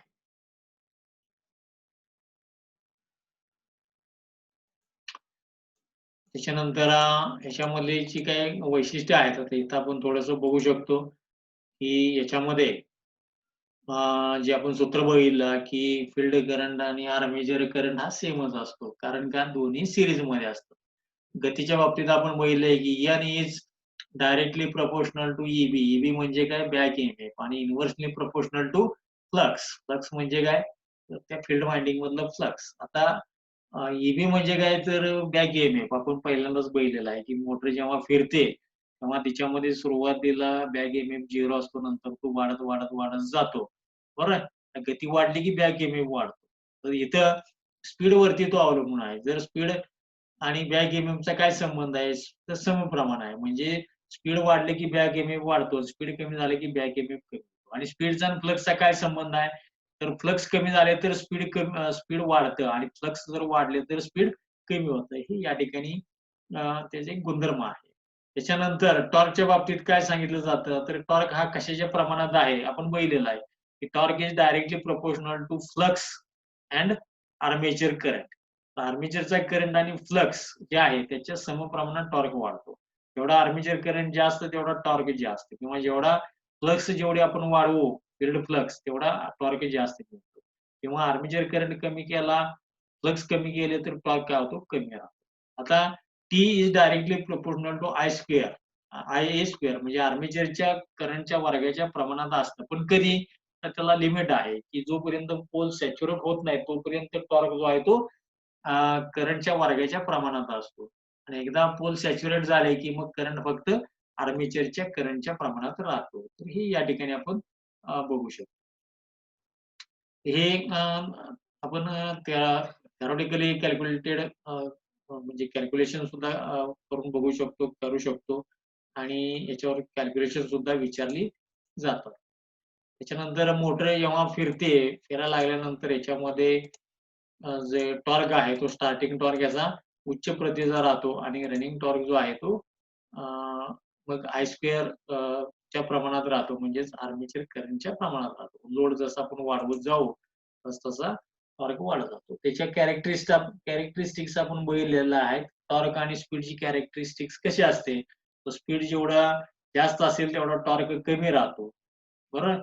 आणि जेवढं स्पीड कमी असेल तेवढा टॉर्क जास्त राहतो किंवा टॉर्क जर कमी असेल तर स्पीड जास्त टॉर्क कमी असेल तर स्पीड जास्ती राहतं आणि टॉर्क जर जास्ती असेल तर स्पीड कमी राहतं. हे आपण या ग्राफवरनं सांगू शकतो. त्याच्यानंतर म्हणजे स्पीड आणि टॉर्कच्या बाबतीत आपण हे सांगू शकतो. त्याच्यामध्ये बाकीचे पण आपण जे गुणधर्म बघितले, त्याचे ॲप्लिकेशन्स किंवा जर वापर कुठे केला जातो, तर महत्त्वाचं म्हणजे ट्रॅक्शन पर्पज म्हणजे लोकल ट्रेन, रेल्वेज किंवा अचानक एकदम लोड घ्यायचा आहे, होइस्ट आहे, त्याच्यामध्ये त्याचा वापर आपण करतो.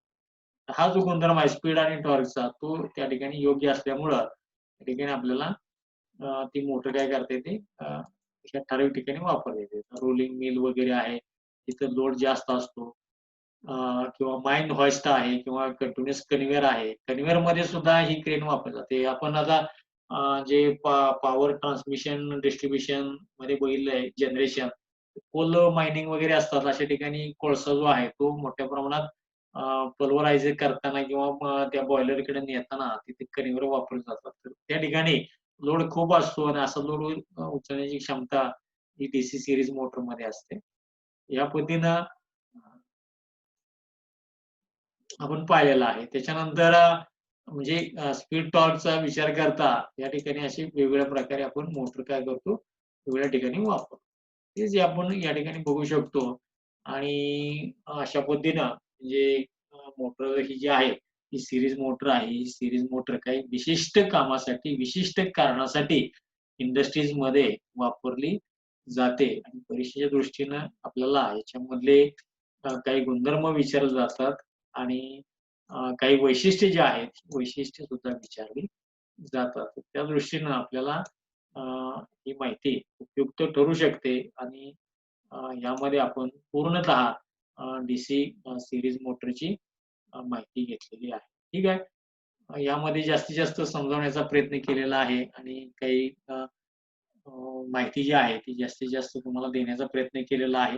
व्हिडिओ जरी मोठा झाला असला तरी थोडंसं याच्यामधले स्लाइड्स बघून किंवा काही माहिती बघून तुम्ही ती ग्रहण करू शकता आणि त्या पद्धतीनं माहिती तुम्ही घेऊ शकता, जवळ ठेवू शकता आणि याचा फायदा तुम्हाला परीक्षेमध्ये होऊ शकतो. ठीक आहे. आज आपण या ठिकाणीच थांबतोय. नेक्स्ट लेसनमध्ये आपण किंवा टॉपिकमध्ये आपण डीसी शंट मोटरची माहिती घेणार आहोत. त्याच्यानंतर आपण डीसी कंपाऊंड मोटरची माहिती घेणार आहोत. ही पहिली सीरीज मोटर आहे याच्यामध्ये थोडंसं आपल्याला जास्त माहिती घ्यावी लागली. डीसी शंट आणि कंपाऊंड मोटरमध्ये आपल्याला बेसिक माहिती आपण घेतल्यामुळं त्याच्यामध्ये डायरेक्ट आपण कॅरेक्टरिस्टिक्स वगैरे बघणार आहोत. ठीक आहे. आज आपण या ठिकाणी थांबतोय. Thank you.